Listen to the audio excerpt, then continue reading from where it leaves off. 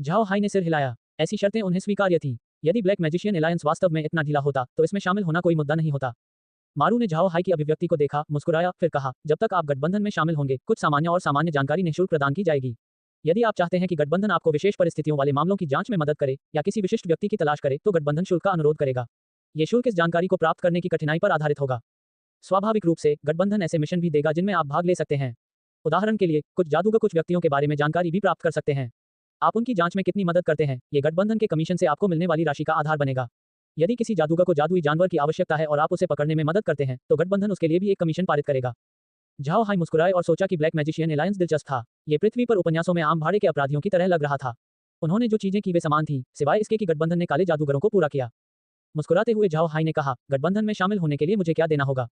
सवाल सुनते ही मारू झाओ हाई के इरादे को समझ गया। वह उत्साहित हो गया और तुरंत उत्तर दिया, हमें किसी चीज की आवश्यकता नहीं है। यदि आप शामिल होने के लिए सहमत हैं तो ये ठीक है। बाद में आप गठबंधन से जुड़ी बातों को फैला नहीं सकते और विश्वासघात नहीं कर सकते। यदि आप सहमत हैं तो इसे लें और गठबंधन के पूर्ण सदस्य बने। जैसे ही वह बोला, मारू ने एक छोटा सा बिल्ला निकाला। ये बैज पृथ्वी पर मौजूद एक युआन सिक्के के आकार के समान था। सामने की तरफ एक काले बादल का पैटर्न था, जबकि पीछे की तरफ एक पिन थी, जिससे इसे किसी के कपड़ों से जोड़ा जा सकता था। झाओ हाई ने साधारण बैज का ध्यानपूर्वक निरीक्षण किया। थोड़ी देर बाद उसने मारू की ओर देखा और कहा, इतना सरल बिल्ला, क्या तुम्हें मनगढ़ंत बातों से डर नहीं लगता? मारू मुस्कुराया, नहीं, हालांकि यह बैज महत्वहीन दिखता है और साधारण धातु से बना है, ये वास्तव में गठबंधन के एक बुजुर्ग द्वारा बनाया गया था। उन्होंने कुछ जादुई प्रयोग किए और इसे प्राप्त किया। हालांकि यह एक कठोर धातु नहीं है, लेकिन इसमें बहुत अच्छा लचीलापन है। बाहरी बल के संपर्क में आने पर यह अपना आकार बदल सकता है, फिर धीरे धीरे अपनी मूल स्थिति में वापस आ सकता है। इसके अलावा, बैज में एक नंबर होता है जो दूसरों को नकली बनाने से रोकता है। स्मृति धातु। जैसे ही झाओ हाई ने सुना, उसने सोचा कि बैज की सामग्री मेमोरी मेटल के समान थी। उन्होंने सचमुच नहीं सोचा था कि इस महाद्वीप पर ऐसी कोई चीज होगी। झाओ हाई ने छोटा सा बैज उठाया और ध्यान से उसकी जांच की, फिर भी उसे उसमें कुछ भी अजीब नजर नहीं आया। उसने बैज वापस मेज पर रख दिया और मारू की ओर मुड़ गया। अगर गठबंधन में बहुत सारे नियम होते तो मैं इसमें शामिल होने के लिए सहमत नहीं होता। मारू खुश हुए बिना नहीं रह सका। उन्हें झाओ हाई की एक निश्चित समझ थी। वह जानता था कि झाओ हाई बहुत मजबूत था। जिस समय गारन ने झाओ हाई से निपटने की कोशिश की, उसका समूह बिना किसी निशान के गायब हो गया। लौरा पर इमोर्टल मर्सिनरी ग्रुप द्वारा भी हमला किया गया था, जिसे उसने विफल कर दिया था। बाद में वे भी महाद्वीप से लुप्त हो गए। इससे झाओ हाई की ताकत साबित हुई थी। ऐसे शक्तिशाली काले जादूगर के ब्लैक मैजिशियन एलायंस में शामिल होने से निश्चित रूप से उनकी ताकत बढ़ेगी। इसी बात ने मारू को सचमुच खुश किया। जाहिर है, रेडियंस चर्च की तुलना में ब्लैक मैजिशियन एलायंस संरक्षण में अधिक था। उनका उद्देश्य सरल था। जैसा कि मारू ने कहा, उनका लक्ष्य पहले अन्य काले जादूगरों की मदद करना और उनकी जादुई तकनीकों को आगे बढ़ाना था। दूसरा लक्ष्य रेडियंस चर्च का विरोध करना था। रेडियंस चर्च की तुलना में ब्लैक मैजिशियन एलायंस की संगठन संरचना काफी ढीली और कम उपयोगितावादी थी। इस वजह से झाओ हाई ने गठबंधन में शामिल होने का फैसला किया। एक बार जब उसने झाओ हाई को बैज लेते देखा तो मारू को राहत महसूस हुई। उन्होंने मुस्कुराते हुए कहा, अच्छा, अब से आप ब्लैक मैजिशियन एलायंस के सदस्य हैं। हमारे गठबंधन का मुख्य लक्ष्य अन्य काले जादूगरों की मदद करना और रेडियंस चर्च का विरोध करना है। बाकी समय में आप अपना काम खुद कर सकते हैं और संयमित रहने की चिंता करने की जरूरत नहीं है। झाओ हाई मुस्कुराए, यह अच्छा है। चूंकि इस बार सर मारू आए हैं तो हमें सर का अच्छे से मनोरंजन करना चाहिए। लौरा, कुछ लोगों को तैयारी करने का आदेश दो। थोड़ी देर में मैं सर से हमारे साथ भोजन पर चलने के लिए कहूंगा। रात के खाने के बाद मैं सर से एक नाटक का आनंद लेने के लिए भी कहना चाहूंगा। लौरा मंद मंद मुस्कुराई और बोली, ठीक है, मैं उन्हें तैयारी करने का आदेश दूंगी। इस समय हमारे पास कई फायर मछलियां हैं, इसलिए यह अच्छा होगा, इसलिए इसे सर को परोसें। फिर उसने नियर को तैयारी शुरू करने के लिए कहा। मारू ने उन्हें अजीब नजरों से देखा। उसे लौरा का दिया हुआ नाम बोलते हुए सुनने के बाद ऐसा लगा कि झाओ हाई और लौरा के बीच किसी तरह का रिश्ता था। ये सिर्फ उसके उपकारकर्ता के साथ सहयोग करने वाला नहीं था, बल्कि एक प्रकार की अंतरंगता प्रदर्शित करता था। जो अधिक महत्वपूर्ण था वह यह था कि उसने लौरा को आग वाली मछली खाने के लिए कहते हुए सुना था। हालांकि फायरफिश कोई उन्नत स्तर का जादुई जानवर नहीं था, लेकिन कुछ को खाना बहुत मुश्किल था। मारू केवल एक काला जादूगर था और उसने पहले अग्नि मछली नहीं खाई थी। लौरा का यह सुझाव देना सचमुच आश्चर्यजनक था। इससे पहले लौरा झाओ हाई के घर की यात्रा से अग्नि मछली के साथ लौटी थी। यह कोई उपहार नहीं था, बल्कि कुछ ऐसा था जिसे उन्होंने निजी तौर पर खाया था और यह उसे बेचा भी नहीं गया था। वैसे महाद्वीप पर किसी को भी नहीं पता था कि लौरा के पास बड़ी मात्रा में अग्नि मछलियां हैं। मारू को आवाज से बेहद प्रसन्नता महसूस हुई। किसी को पता होना चाहिए कि अग्नि मछलियां बहुत उच्च गुणवत्ता वाली थीं। काले जादूगरों की वर्तमान स्थिति में बहुत कम लोग ऐसे व्यंजन खा सकते थे। उसे उम्मीद नहीं थी कि आज वह कुछ चखेगा। उस नाटक के संबंध में जिसे झाओ हाई ने बाद में देखने के लिए आमंत्रित किया था, वह समझ गया कि झाओ हाई का क्या मतलब था। उन्होंने आने से पहले ही जांच कर ली थी। पिछले 2 दिनों से बोरिक ने अपने लोगों को कासा शहर में भेजा था। ऐसा लग रहा था कि वे झाओ हाई से निपटने के लिए यहाँ आए थे। पहले तो उसे यह समझ नहीं आया, लेकिन अब जब उसे जानबूझकर यहाँ थोड़ी देर और रुकने के लिए कहा जा रहा था, तो उसे झाओ हाई के इरादों का पता चल गया। बोरिक द्वारा भेजे गए लोगों की प्रतीक्षा करने के लिए झाओ हाई वहीं रुक गया था। हालांकि मारू ने इस बारे में कुछ नहीं कहा। वह रुका और इंतजार करता रहा। किसी भी मामले में बोरिक भी रेडियंस चर्च का सदस्य था, इसलिए अपने लोगों को साफ सुथरा रखना एक अच्छी बात होगी। झाओ हाई ने मारू की ओर रुख किया और कहा, सर मारू, क्या मैं जान सकता हूं कि गठबंधन में कितने सदस्य हैं? मारू ने सिर हिलाया। सहज रूप में, वर्तमान में हमारे पास कुल 13,600 सदस्य हैं। हालांकि यह बहुत कुछ लग सकता है, लेकिन किसी को यह समझना चाहिए कि गठबंधन का लक्ष्य महाद्वीप के प्रत्येक काले जादूगर को आमंत्रित करना है। हालांकि कुछ ऐसे काले जादूगर हैं जिनसे हम संपर्क नहीं कर सकते, वहीं कुछ ऐसे भी हैं जो शामिल होने के लिए अनिच्छुक हैं। महाद्वीप पर 100 में से लगभग 40 बैठकों के परिणामस्वरूप भर्ती होती है।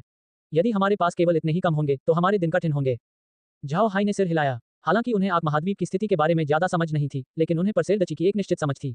इस प्रकार वह जानता था कि आग महाद्वीप की जनसंख्या बहुत अधिक है और इसका आकार संभवतः पृथ्वी से भी अधिक है।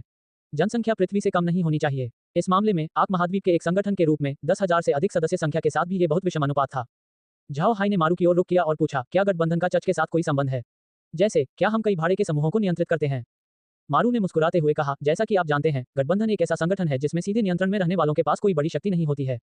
हालांकि कुछ जादूगरों ने अपनी स्वयं की ताकतें स्थापित की हैं, जैसे कि आप। अभी तो आपका प्रभाव छोटा नहीं है। भविष्य में जरूरत पड़ने पर गठबंधन आपसे मदद मांग सकता है। आपकी ताकत गठबंधन का हिस्सा है और रेडियंस चर्च के विपरीत हम सीधे अपने सदस्यों को आदेश नहीं देते हैं। हम आमतौर पर हमारे साथ काम करने वाले जादूगरों को खुश करते हैं। वैसे तो हम आमतौर पर जादूगर को पहले ही सूचना दे देते हैं और उनकी सलाह लेते हैं। अगर आप मदद नहीं करना चाहते तो हम आपको मजबूर नहीं करेंगे। झाओ हाई ने उत्सुकता से पूछा, क्या होगा यदि कोई जादूगर हमेशा मदद करने से इनकार कर दे? क्या गठबंधन अब भी उन्हें जानकारी देगा? क्या ये गठबंधन के लिए नुकसान नहीं होगा? मारू हंसा। गठबंधन कोई व्यापारी समूह नहीं है। इसकी स्थापना काले जादूगरों की मदद करने और उन्हें अपना जादू दिखाने में मदद करने के लिए की गई थी। साथ ही हम रेडियंस चर्च का विरोध करते हैं। गठबंधन की मदद करना स्वैच्छिक है। हम किसी पर दबाव नहीं डालेंगे। झाओ हाई ने कुछ हद तक मारू और गठबंधन की प्रशंसा की। अब तक गठबंधन की ओर से जो बातें पेश की गई हैं, उससे पता चलता है कि वे काले जादूगरों की मदद करना चाहते हैं। इसके अलावा उपयोगितावाद को थोपा नहीं गया था। इसे देखकर ये वास्तव में सक्रिय रूप से काले जादूगरों की मदद करने की कोशिश कर रहा था। गंभीरता से सिर हिलाते हुए झाओ हाई ने मारू से कहा, सर मारू, कृपया एल्डर्स असेंबली को एक संदेश भेजने में मेरी मदद करें। यदि ऐसी कोई चीज है जिसमें मैं मदद कर सकता हूं, तो कृपया विनम्र न बने। जब तक मैं मदद कर सकता हूं, मैं करूंगा। मारू हंसा। ठीक है, मैं ये संदेश अवश्य पहुंचाऊंगा। झाओ हाई, हम काले जादूगरों को अब एक मृत अंत में धकेल दिया गया है। अगर हम अपना सब कुछ नहीं देंगे तो अंत में ये हमारा ही दुर्भाग्य होगा। झाओ हाई ने सिर हिलाया। हालांकि वह सच्चा काला जादूगर नहीं था, लेकिन जब भी संभव हो काले जादूगरों की मदद करना एक संरक्षक प्राप्त करने के बराबर था। यदि भविष्य में कुछ भी होता है तो वह ब्लैक मैजिशियन एलायंस से मदद मांग सकता है। यह उनके लिए बहुत महत्वपूर्ण था। लगभग इसी समय भोजन तैयार हो चुका था। झाओ हाई और बाकी लोग डाइनिंग हॉल में चले गए और मेग ने तुरंत भोजन तैयार किया। दरअसल ये खाना अंतरिक्ष में तैयार किया गया था। वे मेरिन द्वारा तैयार किए गए थे। लॉरा ने पहले जो कहा था वह सिर्फ एक आवरण था। मारू ने झाओ हाई को ब्लैक मैजिशियन अलायंस में शामिल होने के लिए आमंत्रित किया था और झाओ हाई दुर्भावनापूर्ण नहीं होना चाहता था। बात बस इतनी थी कि अंतरिक्ष कोई ऐसी चीज नहीं थी जिसे झाओ हाई आसानी से मारू के साथ साझा कर सके। यह उनका सबसे बड़ा रहस्य था। उन लोगों को छोड़कर जिनके साथ वह घनिष्ठ था, जैसे लॉरा, जिसके बारे में उसे यकीन था कि वह उसे धोखा नहीं देगा, वह आसानी से इसके बारे में दूसरों को नहीं बताता था। झाओ हाई ने इस रहस्य को गुलामों से नहीं छुपाया। इसका कारण यह था कि उन गुलामों के लिए झाओ हाई को धोखा देना असंभव था। इसके अलावा उनके लिए महाद्वीप पर कहीं और खुद को स्थापित करना असंभव होगा। यदि वे किसी स्वामी के अधीन नहीं होते और महाद्वीप में किसी अन्य स्थान पर भाग जाते तो उन्हें भगोड़ा दास कहा जाता और पकड़ लिया जाता। यही कारण था कि झाओ हाई उनके गैर जिम्मेदाराना ढंग से बोलने से नहीं डरते थे। भोजन बहुत शानदार था। बेशक मुख्य भोजन अग्नि मछली थी। वहां गोमांस, सुअर का मांस, खरगोश का मांस और विभिन्न प्रकार की सब्जियां भी थीं। मारू ने सब्जियों को देखा और अपनी लार निगलने से खुद को नहीं रोक सका। इन वर्षों में रेडियंस चर्च के दमन के कारण काले जादूगरों का जीवन बहुत खराब हो गया था। उन्होंने स्वयं भी हाल ही में इतना बढ़िया भोजन नहीं खाया था। भोजन से मारू बहुत प्रसन्न हुआ। इसके अलावा उसे ये देखकर आश्चर्य हुआ कि मेज पर रखा सारा मांस उन्नत स्तर के जादुई जानवरों से बनाया गया था, क्योंकि उनमें उच्च स्तर के जादुई तत्व मौजूद थे। एक जादूगर के रूप में मारू जादुई तत्वों के प्रति बहुत संवेदनशील थे। इसके अलावा झाओ हाई ने अंतरिक्ष से तैयार सामग्री का उपयोग किया था। गोमांस एक सामान्य मवेशी का मांस था जिसका उपयोग महाद्वीप पर भयंकर गाय कहा जाता था। भयंकर गाय एक बहुत ही अजीब तरह का जादुई जानवर थी। उनके शरीर पर कोई ऊन नहीं था, बल्कि मोटी चमड़ी और ढेर सारा मांस था। इसकी ताकत भी बहुत ज्यादा थी। इस प्रकार के मवेशियों का उपयोग कृषि योग्य खेतों की जुताई के लिए किया जा सकता है और मांस को भोजन के रूप में इस्तेमाल किया जा सकता है। लॉरा ने कई खूंखार गायें पाली, लेकिन खेती में इस्तेमाल के लिए नहीं। भयंकर गायों को उनके मांस के लिए पाला जाता था। इससे पहले लॉरा ने बहुत सारे पवनबाज पाले थे। इन पवनबाजों ने अकेले ही ढेर सारा मांस खा लिया। अब जब उसने बाजों को पाला तो उनकी भूख भी काफी बढ़ गई थी। पवनबाजों और उकाबों के लिए मांस उपलब्ध कराने के लिए उसे कई भयंकर गायों को पालने की आवश्यकता पड़ी। बाद में झाओ हाई ने उन्हें अंतरिक्ष के अंदर प्राप्त किया। भयंकर गायों के बारे में अंतरिक्ष का मूल्यांकन बहुत अधिक नहीं था, केवल स्तर 4 का जादुई जानवर था। हालांकि ये केवल अंतरिक्ष के अंदर की रेटिंग थी। बाहर भयंकर गायों की रेटिंग केवल स्तर 1 थी। अंतरिक्ष के भीतर जानवरों का उच्चतम स्तर 50 था, लेकिन आग महाद्वीप पर उच्चतम स्तर केवल 9 स्तर का जादुई जानवर था। स्तर 10 तक पहुंचना ईश्वरत्व तक पहुंचने के समान होगा और यह केवल किंवदंतियों में मौजूद है। यही कारण था कि अंतरिक्ष के अंदर और बाहर जानवरों के स्तर का आकलन अलग अलग था। झाओ हाई ने हिंसक गायों को उनके मांस के लिए पाला था। वे सभी अंतरिक्ष निर्मित मांस खाने के आदी थे, इसलिए बाहर का मांस हमेशा स्वादिष्ट होता था। यही कारण है कि वे वर्तमान में अंतरिक्ष के अंदर से लिए गए उत्पाद खा रहे थे। अंतरिक्ष के भीतर से उत्पादित उत्पाद उच्च गुणवत्ता वाले थे। ये अच्छी सामग्रियां थीं जो बदले में स्वाभाविक रूप से पकवान के स्वाद को बढ़ाती थीं। पृथ्वी से खाना पकाने की विधियों के उपयोग के साथ साथ मारू की भूख बहुत बढ़ गई थी। रात के खाने के बाद वे पार्लर के कमरे में गए जहां नियर और मेग ने उन्हें चाय परोसी। झाओ हाई ने चाय का एक कॉर्प पिया और मारू की ओर देखकर मुस्कुराते हुए पूछा, सर आप आज रात के भोजन के बारे में क्या सोचते हैं? क्या ये स्वादिष्ट था? मारू ने मुस्कुराते हुए उत्तर दिया, स्वादिष्ट, ये बहुत स्वादिष्ट था। क्या यह महाद्वीप के प्रसिद्ध ताओयुआन उत्पाद हैं? वे सचमुच असाधारण हैं। मुझे सचमुच उम्मीद नहीं थी कि मिस्टर झाओ हाई के पास इतनी अच्छी चीजें होंगी। इसमें कोई आश्चर्य नहीं कि बोरिक के पास उनके बारे में विचार हैं। झाओ हाई मंद मंद मुस्कुराए। हाँ, अच्छी बातें हमेशा इंसान के दिमाग में रहती हैं। तभी झाओ हाई की अभिव्यक्ति बदल गई। वह मारू की ओर मुड़ा और बोला, मैंने नहीं सोचा था कि खाना खाने के तुरंत बाद खेल शुरू हो जाएगा। दिलचस्प। जैसे ही मारू ने झाओ हाई की बात सुनी, उसे पता चल गया कि नाटक का मंचन किया जा रहा है। उन्होंने मुस्कुराते हुए कहा, हाँ, अभी अभी रात्रिभोज समाप्त हुआ है और हम पहले से ही एक अच्छा खेल देख सकते हैं। हाँ, मुझे उम्मीद है कि यह एक शानदार नाटक होगा। झाओ हाई मंद मंद मुस्कुराए। वह लौरा की ओर मुड़ा और बोला, दरवाजे खोलो और नाटक में अभिनय कर रहे लोगों को मंच पर आने दो। आइए हम नाटक देखने वालों को सहज महसूस कराएं। हम उनकी भावनाओं के प्रति उचित सम्मान दिखाने के अलावा और कुछ नहीं कर सकते। लौरा मंद मंद मुस्कुराए और सिर हिलाया। नियर और मेक पार्लर के कमरे के दरवाजे और खिड़कियां खोलने के लिए दौड़े। मारू को पता नहीं चला कि यह कब हुआ, लेकिन पूरा प्रांगण मरे हुओं से भरने लगा। उनमें से कुछ मरे हुए योद्धाओं के कवच पहने हुए थे, जबकि अन्य अपनी प्रस्तुति में जादूगरों की तरह लग रहे थे। वे एक के बाद एक आंगन में प्रकट हुए और मूर्तियों की भांति निश्चल खड़े हो गए। इसके अलावा पूरा प्रांगण काले कोहरे से ढका हुआ था। कोई बाहर की स्थिति नहीं देख सकता था, केवल कदमों की आवाज सुन सकता था। संख्या छोटी नहीं थी। मारू ने आश्चर्य से झाओ हाई को देखा। इन मरे हुओं को स्पष्ट रूप से झाओ हाई द्वारा बुलाया जा रहा था, लेकिन उसने यह नहीं देखा कि झाओ हाई ने उन्हें कब बुलाया था। किसी भी तरह की कोई हरकत नहीं हुई और न ही उसने कोई आवाज निकाली। और उसे कोई जादुई उतार चढ़ाव महसूस नहीं हुआ। इससे उन्हें आश्चर्य हुआ। कई काले जादूगर यह अध्ययन करेंगे कि जादुई उतार चढ़ाव को कैसे छिपाया जाए। कैसे सीखने के बाद वे इसका उपयोग केवल निम्न स्तर का जादू डालने के लिए ही कर पाएंगे। इससे दूसरों के लिए उनके जादुई उतार चढ़ाव का पता लगाना मुश्किल हो गया और इसका इस्तेमाल गुप्त हमलों के लिए किया जा सकता था। हालांकि इस विधि के लिए बहुत अधिक तैयारी की आवश्यकता होती है। यदि विरोधी जादूगर ने उन्हें नोट कर लिया तो इस विधि का उपयोग करना कठिन होगा। किसी भी विधि का उपयोग करके जादुई उतार चढ़ाव को छिपाने से जादुई उतार चढ़ाव की उपस्थिति पूरी तरह से मिट नहीं जाएगी, बल्कि यह उसे कमजोर ही कर सकता है। जब कोई व्यक्ति पर्याप्त ध्यान नहीं देता तो जादुई उतार चढ़ाव महसूस नहीं होता। हालांकि अगर कोई ध्यान से देखे तो यह पाया जा सकता है। जब झाओ हाई ने अपने मरे हुए को बुलाया तो मारू को कुछ भी महसूस नहीं हुआ। किसी भी प्रकार का कोई जादुई उतार चढ़ाव नहीं था, जो सबसे आश्चर्यजनक बात थी। स्वाभाविक रूप से मारू के लिए यह जानना असंभव था कि झाओ हाई ने सामान्य अंधेरे संबंध जादू तकनीक का उपयोग नहीं किया था। अगर उसे यह पता होता तो उसे इतना आश्चर्य नहीं होता। झाओ हाई ने मारू पर ध्यान नहीं दिया। वह फेथ मैंशन के सामने नजर रख रहा था और देखना चाहता था कि घुसपैठिए दीवारों को तोड़ने और फेथ मैंशन में प्रवेश करने के लिए कौन सा तरीका अपनाएंगे। तभी अचानक दरवाजे पर दस्तक हुई। झाओ हाई और लौरा एक पल के लिए आश्चर्यचकित रह गए। इस समय कोई दरवाजा कैसे खटखटा रहा था। झाओ हाई धीरे से मुस्कुराए बिना नहीं रह सका। घर पर लोग आराम कर रहे हैं, कल फिर आना। जैसे ही उसने ये कहा, झाओ हाई और लौरा हंसे। उन्हें वर्तमान में दस्तक देने वालों की पहचान पूछने की जरूरत नहीं थी, क्योंकि वे निश्चित रूप से बोरिक द्वारा भेजे गए लोग थे। विपरीत पक्ष की दरवाजा खटखटाने की कार्रवाई से उन्हें तनाव महसूस होना था, जैसे कि उन्होंने उनका तिरस्कार किया हो। दुर्भाग्य से झाओ हाई ने एक मजाक के साथ उत्तर दिया जिसने उनकी योजनाओं को पूरी तरह से बर्बाद कर दिया। वे झाओ हाई पर दबाव बनाना चाहते थे, लेकिन इसके बजाय उनका उपहास किया गया। निश्चित रूप से झाओ हाई के मजाक के बाद बाहर से एक आवाज सुनाई दी, जूनियर, आपके पास कुछ गेंदें हैं। उन शब्दों को सुनने के बाद सामने के दरवाजों से जोरदार धमाके की आवाज आई। लकड़ी के दो मोटे दरवाजे अंदर की ओर गिरे हुए थे।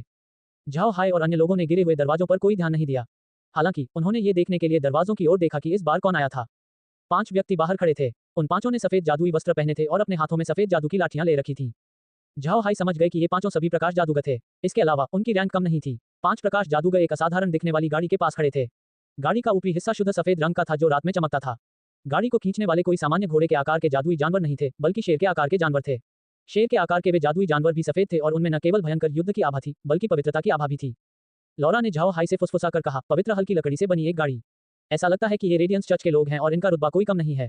देखने में वे सफेद कपड़े पहने हुए बिशप प्रतीत होने चाहिए। उनकी गाड़ियों को स्तर 6 प्रकाश तत्व वाले जादुई जानवर मूनलाइट लायंस खींच रहे हैं।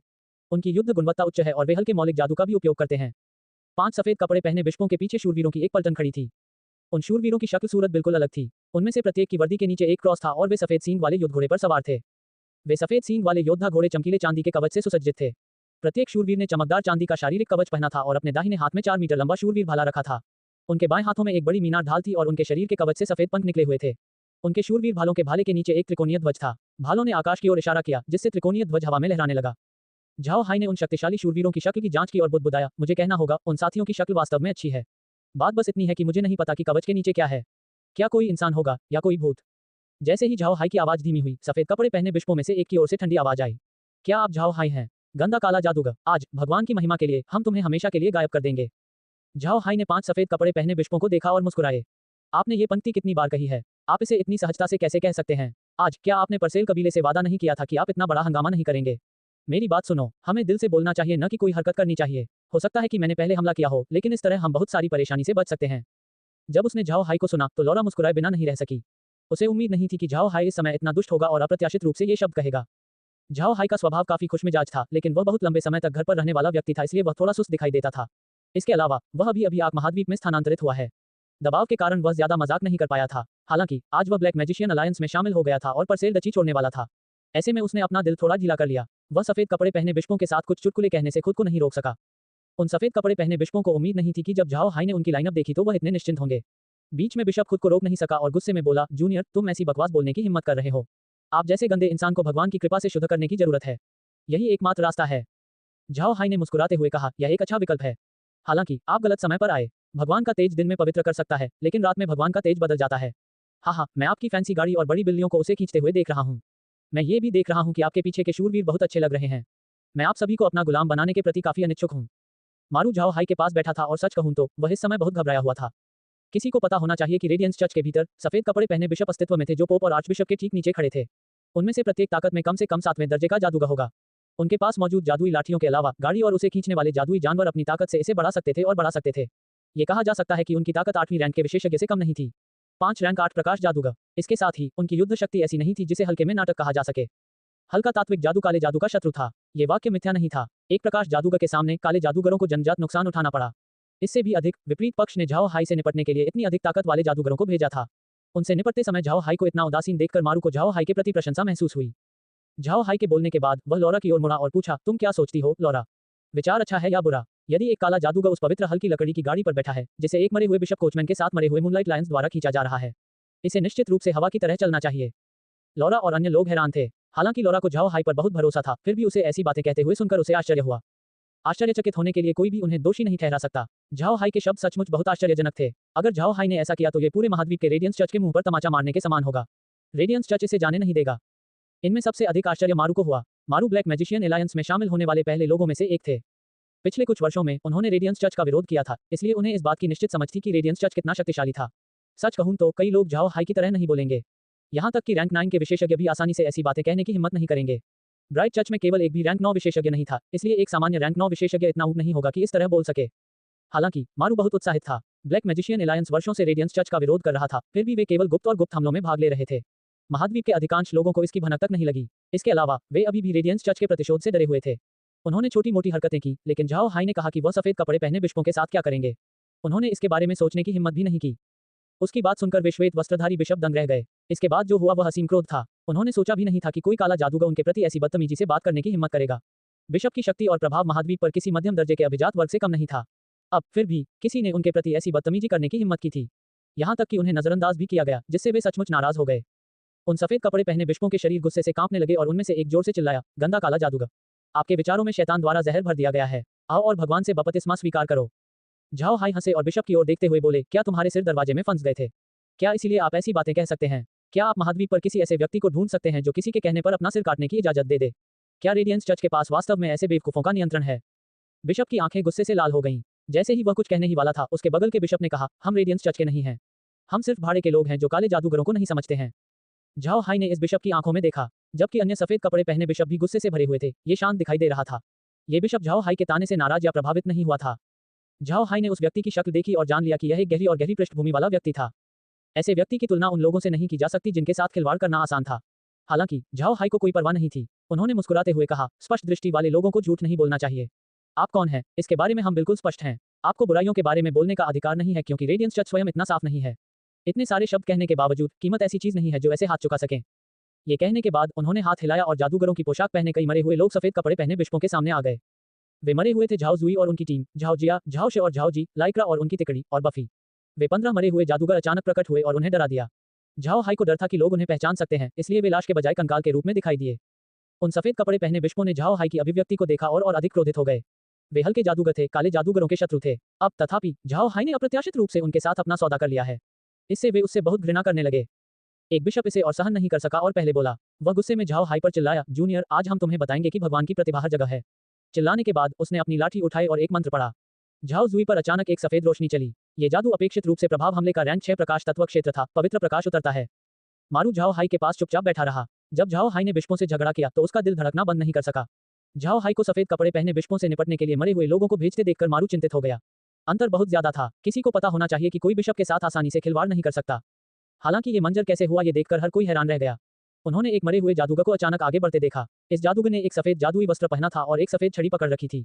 उन्हें तब तक कुछ भी दिखाई नहीं दिया, जब तक कि अचानक एक प्रकाश तत्व वाली जादुई ढाल प्रकट नहीं हो गई, जिसने पास के मरे हुए कंकाल जादूगरों पर किए गए हमले को रोक दिया। लौरा सहित श्वेत बिशप चौंक गए और एक पल के लिए ठिठक गए। मारू भी चौंककर अचानक खड़ा हो गया। उन सभी ने सोचा था कि कंकाल के जादूगर सफेद कपड़े पहने बिशपों से निपटने के लिए काले जादू का इस्तेमाल करेंगे। हालांकि उन्हें उम्मीद नहीं थी कि यह वास्तव में हल्के जादू का उपयोग करेगा। ये कंकाल स्वाभाविक रूप से झाओ जिया का था। वह स्वयं एक प्रकाश जादूगर था। अंतरिक्ष से सुधार के बाद उनका जादू संरक्षित रखा गया था। इस प्रकार उसके लिए हल्के जादू का उपयोग करने में सक्षम होना स्वाभाविक था। हालांकि इससे मारू और अन्य लोग बहुत आश्चर्यचकित हुए। उन्होंने इससे पहले किसी ऐसे मरे हुए व्यक्ति को नहीं देखा था जो हल्का जादू कर सकता हो। इसका सामान्य तथ्य एक मजाक जैसा लग रहा था। यह उस व्यक्ति के समान था जिसके हाथ में वह चाकू था जो उसके शरीर को ही काट देगा। ये पूर्णतः आत्मघाती व्यवहार था। झाओ हाई कोई कदम नहीं उठाना चाहता था क्योंकि वह प्रभाव देखना चाहता था। वह मारू को यह भी बताना चाहता था कि वह रेडियंस चर्च से नहीं डरता। इस समय झाओ जुई और उनकी टीम ने अपनी चाल चली। झाओ जुई और उनकी टीम सच्चे काले जादूगर थे और उन्होंने काले जादू के हमले किए जो आकाश को ढक देते थे और सफेद कपड़े पहने बिशपों को अभिभूत कर देते थे। झाओ शे और झाओ जी भी बफी और अन्य लोगों के साथ चले गए। झाओ शे और झाओ जी पृथ्वी तत्व के जादूगर थे जबकि बफी पवन तत्व के जादूगर थे। झाओ जुई और उनकी टीम को शामिल करते हुए 3 जादुई तत्वों के हमले शानदार और अद्वितीय थे। झाओ जुई और उनकी टीम के कार्यों ने सभी की आत्मा को द्रवित कर दिया। मारू ने आश्चर्य से झाओ हाई की ओर देखा और पूछा, मिस्टर झाओ है ये सब क्या है? आपका मरे हुए लोग प्रकाश मौलिक जादू का उपयोग कैसे कर सकते हैं? झाओ हाई ने मुस्कुराते हुए कहा, सर मारू, इसके बारे में चिंता न करें और बैठ जाएं। मेरी व्याख्या सुनो। प्रकाश तात्विक जादू का उपयोग करने वाला यह मरा हुआ व्यक्ति गारन था जिसने अतीत में मुझ पर हमला किया था। उसे मारने के बाद मैंने उसे मरे हुए में बदल दिया। मेरे आश्चर्य के लिए वह अचानक एक प्रकार का मरा हुआ व्यक्ति बन गया जो हल्के मौलिक जादू का उपयोग कर सकता था। उस वक्त ये देखकर मैं भी हैरान रह गया था, लेकिन असल में मुझे समझ नहीं आया कि ये कैसे हुआ। झाओ हाई का स्पष्टीकरण सुनने के बाद मारू को राहत महसूस हुई। काले जादूगरों के पास मरे हुओं को बुलाने की अपनी प्रणाली होती थी। कभी कभी भिन्नता भी होती होगी। इस प्रकार जबकि झाओ जिया की क्षमता अजीब थी, ये पूरी तरह से मानक से बाहर नहीं थी। हालांकि मारू शांत हो गया था, फिर भी उसे लगा कि यह समझ से बाहर है। एक मरे हुए व्यक्ति जो हल्के तात्विक जादू का उपयोग कर सकता है। हालांकि उसने इसे व्यक्तिगत रूप से देखा था, अगर उसने दूसरों को बताया तो वे उस पर विश्वास नहीं करेंगे। मारू को अभी भी यह सही नहीं लगा। वह झाओ हाई की ओर मुड़ा और पूछा, अन्य कंकाल जादूगरों के बारे में क्या? उनके साथ क्या हो रहा है? उनकी रैंक क्या है? एक निम्न रैंकिंग वाला मरे जादू का उपयोग करने में सक्षम नहीं होगा। चूंकि झाओ जुई और उनकी टीम जादू का उपयोग कर सकती थी, मारू को पता था कि वे सभी उच्च रैंकिंग वाले मरे हुए थे। झाओ हाई ने मुस्कुराते हुए कहा, मुझे इसे कैसे कहना चाहिए? मैं कहूंगा कि यह सब मेरी भाग्यशाली जादुई छड़ी का धन्यवाद है जो मुझे मिली। मुझे नहीं पता कि यह किस चीज से बना है। जब मैं जंगल में जादुई जानवरों की तलाश कर रहा था, सौभाग्य से मुझे वह मिल गया। इस जादुई छड़ी में एक बहुत ही विशेष क्षमता है। मृतकों पर बोन फोजिंग तकनीक डालने के लिए इसका उपयोग करने से इसे स्पिरिट ट्रैप तकनीक का आशीर्वाद मिलता है। यही कारण है कि मैं उच्च स्तरीय मरे हुओं को बुला सकता हूँ। मारू ने चमकती आंखों से झाओ हाई के घोस्ट केन को देखा। झाओ हाई मन ही मन हंसे। उसे याद आया कि सर वे शियाओबाओ ने क्या कहा था, एक स्पष्टीकरण 9 भाग सत्य और 1 भाग असत्य होना चाहिए। भले ही वह झूठ बोलता हो, दूसरों के लिए इसका पता लगाने का कोई रास्ता नहीं था। इस समय सफेद कपड़े पहने कई बिशप झाओ जुई और उनकी टीम के हमले का सामना नहीं कर सके। उनके पीछे मौजूद रेडियंस नाइट्स ने भी ये देखा और चिल्लाए। रेडियंस नाइट्स ने फेथ मैंशन पर धावा बोलते समय अपने भाले नीचे गिरा दिए। झाओ हाई नहीं हिला, इसके बजाय उसने योद्धा के कपड़े पहने मरे हुओं को एक वर्गाकार रूप दिया। उन्होंने हवेली के प्रवेश द्वार को अवरुद्ध कर दिया। फेथ मैंशन का पूरा प्रांगण युद्ध का मैदान बन गया। झाओ हाई चिंतित नहीं थे। भले ही वे रेडियंस नाइट्स दुर्जय थे और उनके पास अच्छी संख्या में लोग थे, लेकिन उनके पास रैंक 7 के योद्धाओं की तुलना में कई मरे हुए ताकतें थीं। ऐसी ताकत को कोई भी नजरअंदाज नहीं कर सकता। उनका मानना था कि वे मरे हुए लोग रेडियंस नाइट्स को रोक सकते हैं। इस सब ने फेथ मैंशन को बहुत जीवंत बना दिया। हालांकि आसपास के लोग गहरी नींद में सो रहे थे। उन्होंने कोई आवाज नहीं की, इसलिए यहाँ सब कुछ खत्म करने में कोई समस्या नहीं थी। इतने बड़े हंगामे के कारण नगर रक्षकों को पहले से ही सतर्क हो जाना चाहिए था। हालांकि ऐसा लगता है कि शहर के गार्डों ने छुट्टियां ले ली हैं। एक भी आकृति नजर नहीं आई। ऐसा लग रहा था कि रेडियंस चर्च ने सचमुच ग्रैंड ड्यूक इवान को कॉल किया था। इवान की प्रतिक्रिया के संबंध में झाओ हाई ने इसे समझा। हालांकि परसेल कबीला एक बड़ा कबीला था, बोरिक और रेडियंस चर्च का संयोजन बहुत मजबूत था, इसलिए परसेल कबीले ने हार मान ली थी। पहले दी गई चेतावनी उनके लिए काफी थी। निश्चित रूप से झाओ हाई के पहले के विचारों का अनुसरण करते हुए रेडियंस नाइट्स को सामने के दरवाजे पर मरे हुए योद्धाओं द्वारा खदेड़ दिया गया था। वे फेथ मैंशन में दुर्घटनाग्रस्त होने में सक्षम नहीं थे। अचानक इस समय कई साहसी लोगों की परछाइयां दिखाई दी, जैसे वे फेथ मैंशन के आसपास की दीवारों पर चढ़ गए और छलांग लगा दी। वे लोग भाड़े के कपड़े पहनते थे और हथियार रखते थे। उन्होंने झाओ हाई की ओर देखा, जिससे उन्हें निपटना था। मारू ने भी इन लोगों को देखा। हालांकि उन्होंने भाड़े की पोशाकें पहनी थी, लेकिन उनकी चाल ढाल बहुत साफ सुथरी थी। एक नजर में ये देखा जा सकता है कि उनमें अच्छा समन्वय था और वे आपके औसत भाड़े के सैनिक नहीं थे। उन्हें नियमित सैन्य प्रशिक्षण मिलना चाहिए था। झाओ हाई ने भाड़े के सैनिकों को देखा। दीवार कूदने वालों की संख्या कई सौ थी। जब वे आंगन में दाखिल हुए तो उन्होंने तुरंत झाओ हाई पर हमला नहीं किया। इसके बजाय वे जगह पर खड़े रहे और रैंक बनाने के लिए अपनी स्थिति को थोड़ा बदल दिया। हालांकि उन्होंने थोड़ा समय बर्बाद किया, लेकिन वे पहले से ही ठीक से पंक्तिबद्ध होकर तैयार हो चुके थे। इसके बाद उन्होंने उस पर हमला कर दिया। दूसरी ओर झाओ हाई चिंतित नहीं थे। वह स्वयं कई मरे हुओं से घिरा हुआ था और इस समय उसने केवल मानव आकार के मरे हुओं का ही उपयोग किया था। उन जानवर के आकार के मरे हुओं को अभी तक संगठित नहीं किया गया था। झाओ हाई ने सामने से फेथ मैंशन पर हमला करने वाले शूरवीरों की गिनती की और 18 शूरवीरों के साथ आए। इन 18 शूरवीरों का एक दूसरे के साथ बहुत अच्छा समन्वय था और रैंक 6 विशेषज्ञ थे। जल्द ही, चाहे वह मारू हो या सफेद कपड़े पहने बिशप, उन्हें स्थिति की असामान्यता का एहसास हुआ। वे मरे हुए वास्तव में बहुत खास थे क्योंकि वे रेडियंस नाइट्स के हमलों से नहीं डरते थे। किसी को यह समझना चाहिए कि रेडियंस नाइट्स के हथियारों और उपकरणों को हल्के मौलिक जादू का आशीर्वाद प्राप्त था। इसके अलावा उन शूरवीरों के पास स्वयं बहुत अधिक युद्ध शक्ति थी। हालांकि झाओ हाई ने रेडियंस नाइट्स के हमलों का सामना करने के लिए केवल 100 मरे हुए लोगों को भेजा था। ये बिल्कुल अकल्पनीय था। शूरवीर और योद्धा अलग अलग थे। जनता की सामान्य समझ यह थी कि शूरवीरों का पेशा योद्धाओं की तुलना में अधिक उन्नत था। शूरवीरों को योद्धाओं का कुलीन कहा जा सकता है। एक साधारण योद्धा सबसे अच्छा चमड़े का कवच पहनता था और घटिया गुणवत्ता वाले हथियारों से लैस था। यदि कोई योद्धा कवच पहने और उसके पास अच्छा हथियार हो तो उसे केवल योद्धा नहीं कहा जाएगा। दूसरी ओर एक शूरवीर के पास एक घोड़ा होना चाहिए और पूरे शरीर का कवच पहनना चाहिए। उनके हथियार उन योद्धाओं की तरह नहीं थे जो केवल एक ही प्रकार के हथियार का उपयोग करते थे। शूरवीरों के पास एक टावर ढाल और एक भारी तलवार के साथ एक शूरवीर भाला होना चाहिए। एक बार जब उनके पास वे वस्तुएं हो गईं, तो उन्हें शूरवीर कहा जा सकता था। हालांकि योद्धा को केवल अपना ख्याल रखने की जरूरत थी। भले ही उनका हथियार क्षतिग्रस्त हो गया हो, वे उसे बदल सकते थे। लागत भी बहुत अधिक नहीं होगी। शूरवीरों को अपनी देखभाल के अलावा अपने घुड़सवारों की भी देखभाल करने की आवश्यकता थी। उनका नाइट स्पीयर्स एक ऐसा हथियार था जिसे आसानी से क्षतिग्रस्त किया जा सकता था, इसलिए यदि यह क्षतिग्रस्त हो जाता तो उन्हें इसे बदलने की आवश्यकता होती थी। हालांकि सामान्य हथियारों की तुलना में नाइट स्पीयर की कीमत बहुत महंगी थी। इन कारणों से एक सामान्य योद्धा के दृष्टिकोण से शूरवीर शक्तिशाली हो सकते हैं, लेकिन यह एक ऐसा व्यवसाय था जिसमें बहुत सारा पैसा खर्च होता था। यदि कोई कुलीन या अमीर व्यक्ति नहीं था तो शूरवीर बनने का कोई रास्ता नहीं था। इसके अलावा इस तथ्य के कारण कि शूरवीर बहुत अमीर थे, उनमें से कई के पास एक शूरवीर परिचारक होता था। नाइट अटेंडेंट आमतौर पर नाइट के रोजमर्रा के जीवन का ख्याल रखेगा, जैसे कि उनके घुड़सवारों की देखभाल करना। जब शूरवीर युद्ध में जाता है तो वे शूरवीर के बगल में होते हैं।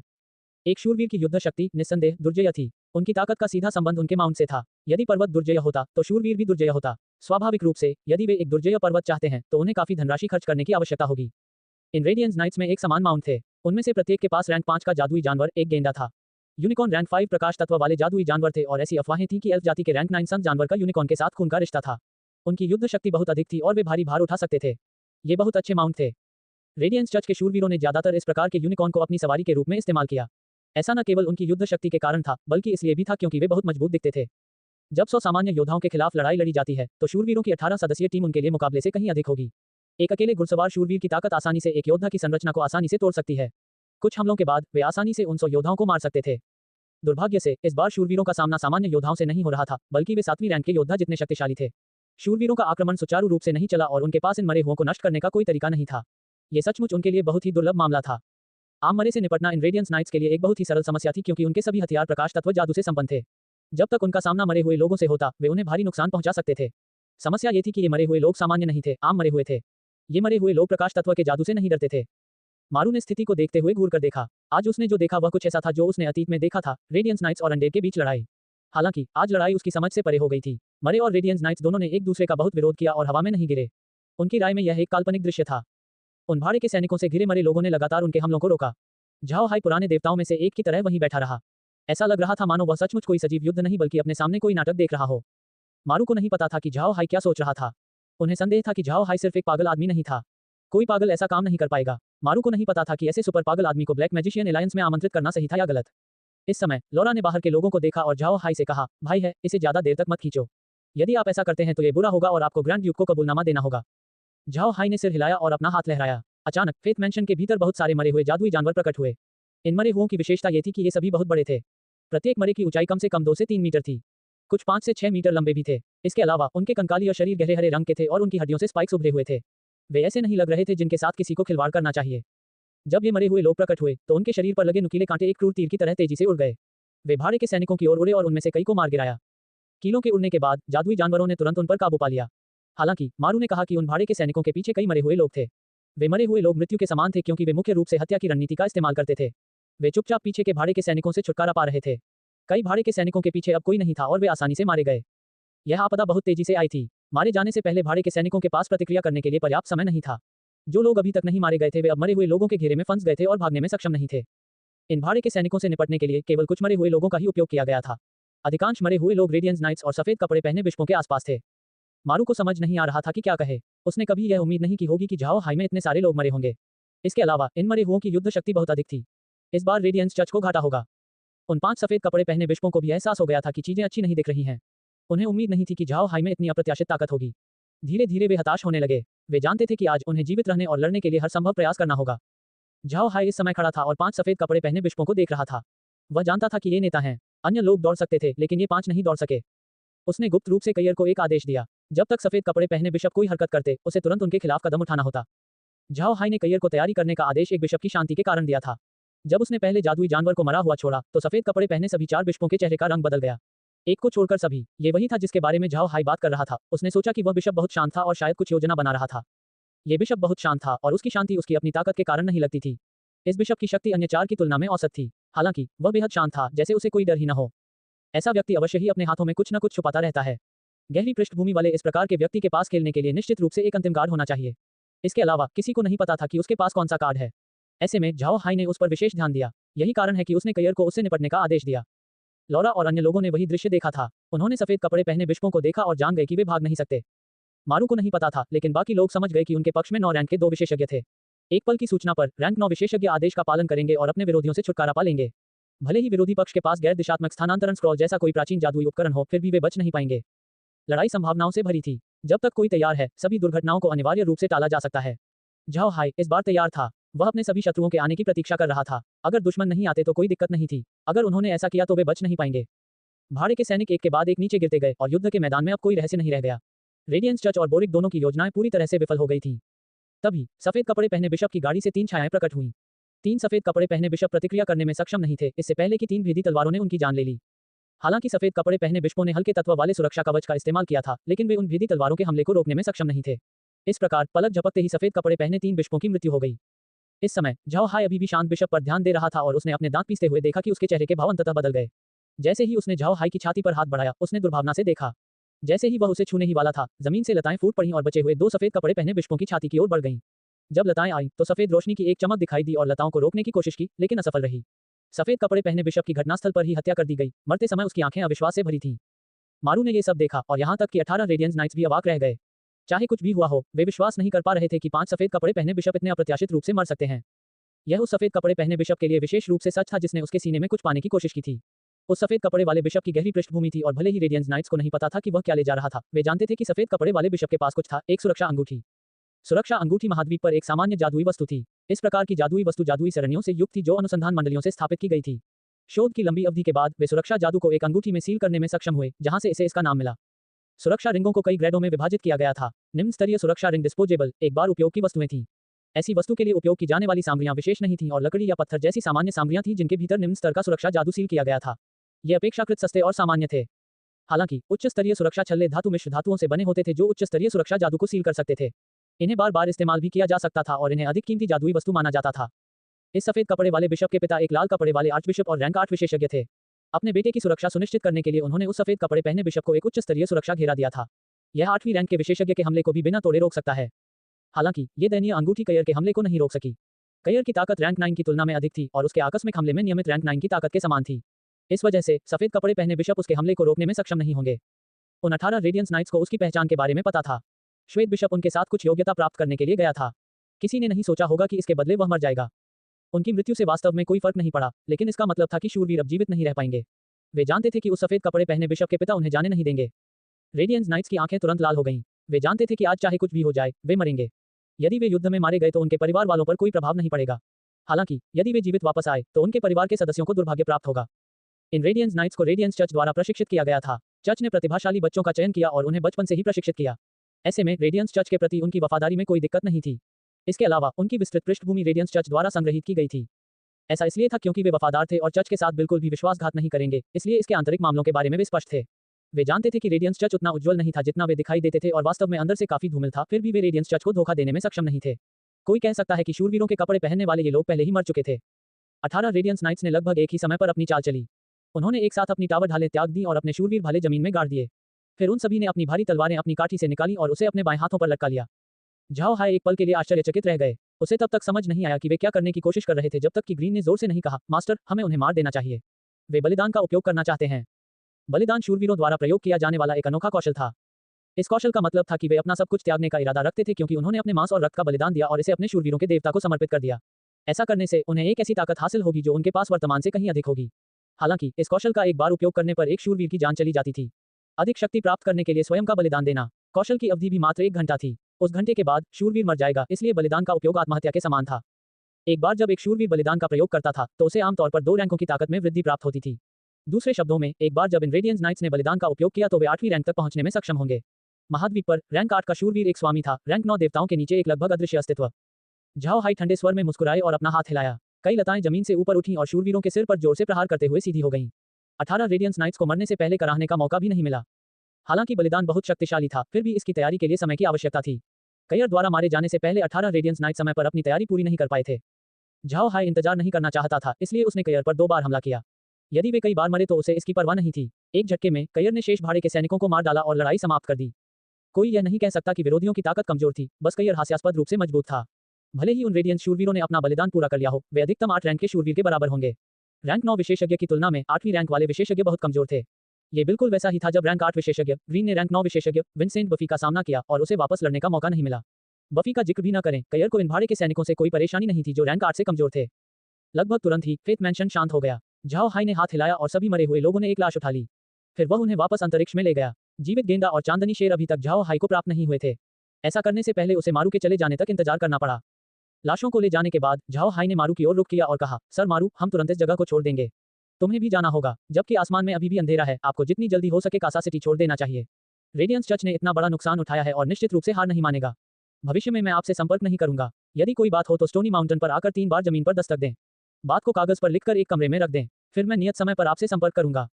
मारू ने झाओ हाई को गहराई से देखा और पाया कि उसके पास कई रहस्य और उसकी कल्पना से परे ताकत है। हालांकि वह इसकी जांच के लिए तैयार नहीं थे। किसी भी स्थिति में झाओ हाई पहले ही ब्लैक मैजिशियन एलायंस में शामिल हो चुके थे और उनके पास इतनी ताकत होना गठबंधन के लिए फायदेमंद होगा। वे उसके रहस्यों के बारे में पूछताछ क्यों करेंगे जबकि इससे झाओ हाई को ठेस पहुंच सकती है। मारू ने गहरी सांस ली, फिर सिर हिलाया और कहा, ठीक है, फिर हम भविष्य में संपर्क में रहेंगे। यदि मिस्टर झाओ हाई को गठबंधन से मदद की जरूरत है तो आपको हमसे संपर्क करने में संकोच नहीं करना चाहिए। हमारे यहाँ कासा शहर में ब्लैक मैजिशियन एलायंस के सदस्य हैं। अगर कोई बात हो तो आप जाकर उन्हें ढूंढ सकते हैं। ये कहने के बाद उन्होंने झाओ हाई को एक छोटी सी किताब सौंपी। ये छोटी सी किताब जाहिर तौर पर पहले ही देने के लिए तैयार की गई थी, लेकिन उन्होंने इसे अभी दिया। झाओ हाई विनम्र नहीं थे और उन्हें छोटी सी किताब मिली। उसने सिर हिलाया और कहा, ठीक है, अगर मुझे कोई बात होगी तो मैं तुरंत आपसे संपर्क करूंगा। मैं तुम्हें विदा नहीं करूंगा। मारू ने अपना सिर हिलाया और झाओ हाई को विदाई दी, फिर उसका कद चमक उठा और अपनी जगह पर गायब हो गया। झाओ हाई ने कयर से मारू के जाने तक उसकी जांच करने को कहा। फिर उन्हें गेंडा और चांदनी शेरों के साथ पवित्र प्रकाश वाली लकड़ी की गाड़ी प्राप्त हुई। फिर वह लौरा की ओर मुड़ा और वह भी झाओ हाई की ओर मुड़ी। एक गहरी सांस लेते हुए लौरा ने फेथ मैंशन को ध्यान से देखा, फिर झाओ हाई की ओर मुड़कर कहा, भाई है, चलो शुरू करें। झाओ हाई ने सिर हिलाया और अपनी भूत छड़ी को फर्श की ओर इशारा किया, फिर लौरा और अन्य लोगों को ले लिया और आंगन से गायब हो गया। जैसे ही वे गायब हुए, फेथ मैंशन के नीचे की जमीन जोर जोर से हिलने लगी। इस भूकंप से प्रभावित क्षेत्र छोटा था और इससे हवेली के पड़ोसियों को कोई परेशानी नहीं हुई। कुछ ही समय बाद फेथ मैंशन की दीवारों को छोड़कर क्षेत्र में एक भी इमारत नहीं थी। सारे घर गिरा दिए गए थे। लौरा के पास वास्तव में एक गुप्त मार्ग था, लेकिन इस हिंसक भूकंप के कारण वह बिना किसी निशान के गायब हो गया था। यह एक पृथ्वी तत्व जादू मंत्र था जिसे झाओ हाई और अन्य लोग अपने ट्रैक को खत्म करने के लिए उपयोग करने के लिए सहमत हुए थे। हालांकि जब वे अंतरिक्ष में चले गए तो उन्हें समस्याओं का सामना नहीं करना पड़ा। संदेह कम करने के लिए उन्हें फेथ मैंशन को नष्ट करना पड़ा। यही असली कारण था कि झाओ हाई को लौरा के लिए खेद महसूस हुआ। अंतरिक्ष में प्रवेश करने पर झाओ हाई सबसे पहले गए और यूनिकॉर्न और चांदनी शेरों को स्पेटियल रेंच में ले गए।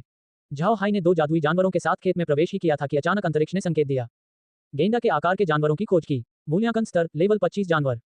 इस जानवर को अंतरिक्ष के अंदर पाला जा सकता है। इसका परिपक्वता समय 36 घंटे है और यह हर 12 घंटे में एक बच्चे को जन्म दे सकती है। कुल 8 बच्चों का जन्म हो सकता है।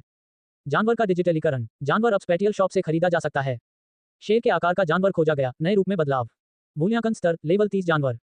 इस जानवर को अंतरिक्ष के अंदर पाला जा सकता है। इसका परिपक्व होने का समय 40 घंटे है और यह हर 12 घंटे में एक शावक को जन्म दे सकती है। कुल 8 शावक पैदा हो सकते हैं। जानवर का डिजिटलीकरण। जानवर अब स्पेटियल शॉप से खरीदा जा सकता है। नए जानवरों की खोज के साथ स्थानिक रैंच उन्नयन की आवश्यकताओं तक पहुंच गया है। स्थानिक रैंच को स्तर 6 में अपग्रेड किया गया है। पूरी ईमानदारी से कहें तो झाओ हाई स्पेटियल रैंच के उन्नयन से आश्चर्यचकित नहीं थे। उन्हें उम्मीद नहीं थी कि यूनिकॉर्न और चांदनी शेर को अंतरिक्ष द्वारा इतनी कम रेटिंग दी जाएगी। हाँ, झाओ हाई के विचार में गेंडा और चांदनी शेर की रेटिंग कम थी।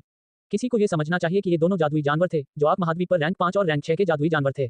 उन्हें युवा उस्तादों के समकक्ष माना जाएगा। फिर भी स्पेटियल रैंच ने उनका मूल्यांकन क्रमशः स्तर 25 और स्तर 30 के रूप में किया था, जो अधिक नहीं था।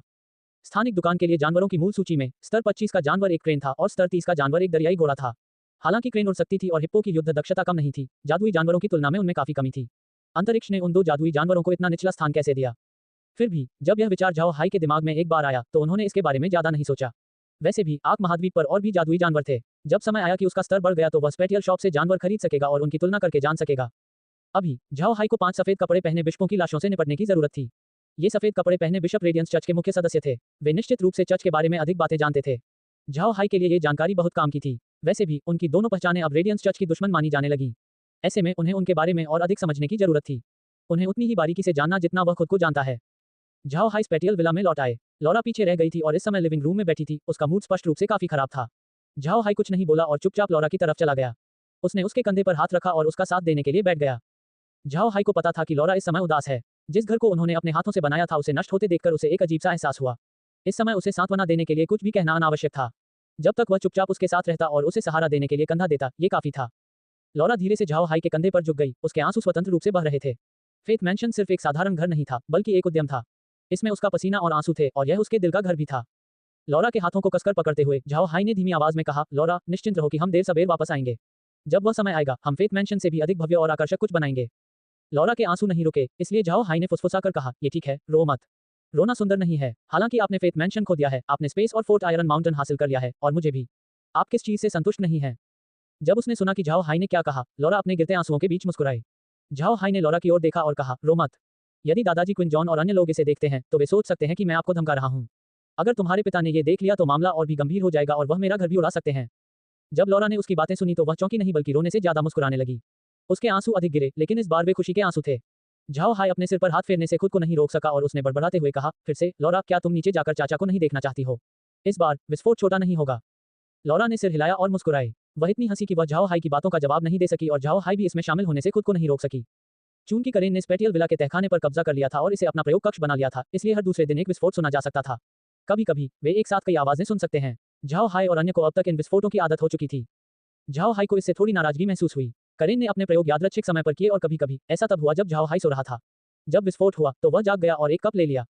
पृथ्वी के झाओ हाई एक ओटाकू लेखक थे। देर रात तक जागने की वजह से उन्हें थोड़ी घबराहट हुई। वह सो जाता था और फिर आधी रात में जाग जाता था और उसके लिए दोबारा सो पाना मुश्किल हो जाता था। इसलिए जब करेन ने वे विस्फोट किए तो झाओ हाई ने एक कप ले लिया। अब उसे लगा कि आज रात भी उसे नींद नहीं आएगी। हालांकि वह कैरेन से कुछ नहीं कह सका और सहता रहा। फिलहाल ये बेहतर था। भले ही रात में कोई विस्फोट हो, वह बस करवट बदल लेगा और सो जाएगा। किसी को यह स्वीकार करना होगा कि परिवर्तनों के अनुकूल ढलने की मनुष्य की क्षमता वास्तव में अद्भुत है। कुछ देर बाद लॉरा ने हंसना बंद कर दिया। वह झाओ हाई की ओर मुड़ी और बोली, भाई हाई, आपने अभी तक सफेद कपड़े पहने बिशप की लाशों से निपटा नहीं है। अब उनसे क्यों नहीं निपटते? झाओ हाई ने सिर हिलाया। उनकी प्रोसेसिंग थोड़ी लंबी हो गई है। चलिए देखते हैं और आप उनसे कुछ भी पूछ सकते हैं। इसके अलावा उन सफेद कपड़े पहने बिशपों के शरीर पर बहुत सारी अच्छी चीजें होनी चाहिए। मैं बस उन्हें आपके लिए लाया हूँ। लॉरा ने मुस्कुराते हुए कहा, अगर कोई अच्छी जादुई वस्तु है तो हम उसे पिताजी को भी दे सकते हैं और उनसे इसका अध्ययन करवा सकते हैं। शायद उनके शोध से हमें कुछ अच्छा मिल सके। झाओ हाई बेबसी से मुस्कुराया। उसने स्पेटियल विला के बाहर लॉरा का पीछा किया और लाशों को बाहर निकाला। उसने सबसे पहले उन साधारण भाड़े के सैनिकों को मरे नहीं बनाया। उन्होंने केवल 2 लाशों को वापस छोड़ा और उन्हें उच्च रैंकिंग मरे हुए लोगों में बदल दिया। फिर इन दोनों नेताओं से अपने प्रश्न पूछे। ये भाड़े के सैनिक वास्तव में बोरिक द्वारा भेजे गए थे। वे नियमित भाड़े के समूह से थे और बोरिक के आदमी थे, बोरिक के नियंत्रण में एक भाड़े का समूह। इसके अलावा उन्हें कोई बेहतर जानकारी नहीं मिल पाई। आखिरकार वे महज एक भाड़े के समूह थे और उन्हें केवल बोरिक की बाहरी ताकतों में से एक माना जा सकता था जिसका उसकी मूल ताकत से कोई संपर्क नहीं था। चूंकि उसे इन भाड़े के सैनिकों से कोई उपयोगी वस्तु नहीं मिली, झाओ हाई ने उन्हें छोड़ दिया। इसके बाद उन्होंने 18 रेडियंस नाइट्स को उच्च रैंकिंग वाले मरे हुए लोगों में बदल दिया।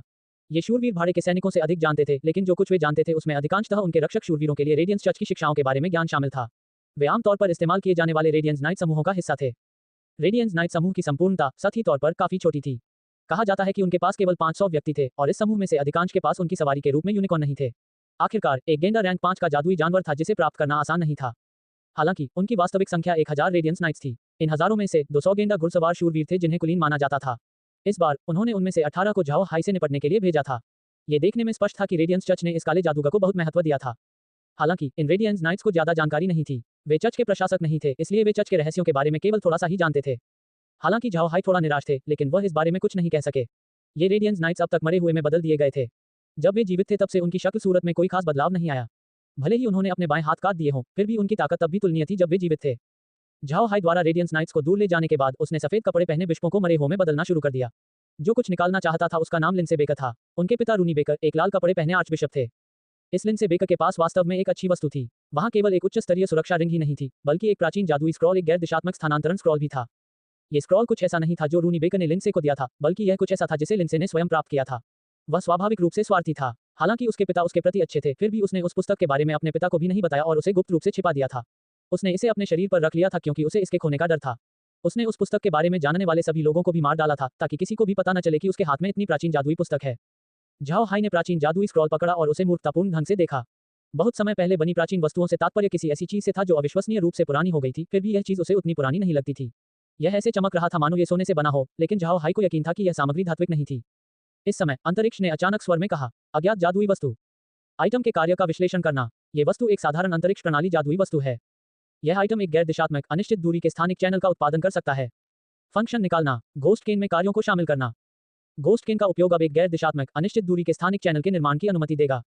अज्ञात जादुई वस्तु। आइटम के कार्य का विश्लेषण करना। यह आइटम एक स्वायत्त उत्तेजना प्रकार की सुरक्षात्मक जादुई वस्तु है।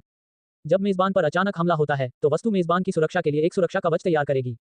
फंक्शन निकालना। कार्यों को बढ़ाना। घोस्ट केन में कार्यों को शामिल करना। घोस्ट केन अब हमला होने पर स्वचालित रूप से मेजबान की रक्षा कर सकता है। एकाधिक जादुई सरणियां निकालना, स्थानिक फाइलों में भंडारण, विकल्पों को सुविधाजनक बनाना ताकि मेजबान उन्हें किसी भी समय देख सके। आशीर्वाद के आकार की जादुई सरणियों का प्रकट होना। जादुई सरणियां निकालना, अंतरिक्ष में जादुई सरणियों को शामिल करना। अंतरिक्ष की मशीन प्रकार की ह्यूमनॉइड वस्तुओं में जादुई सरणियों को शामिल करना। मजबूत मशीन प्रकार की ह्यूमनॉइड वस्तुएं।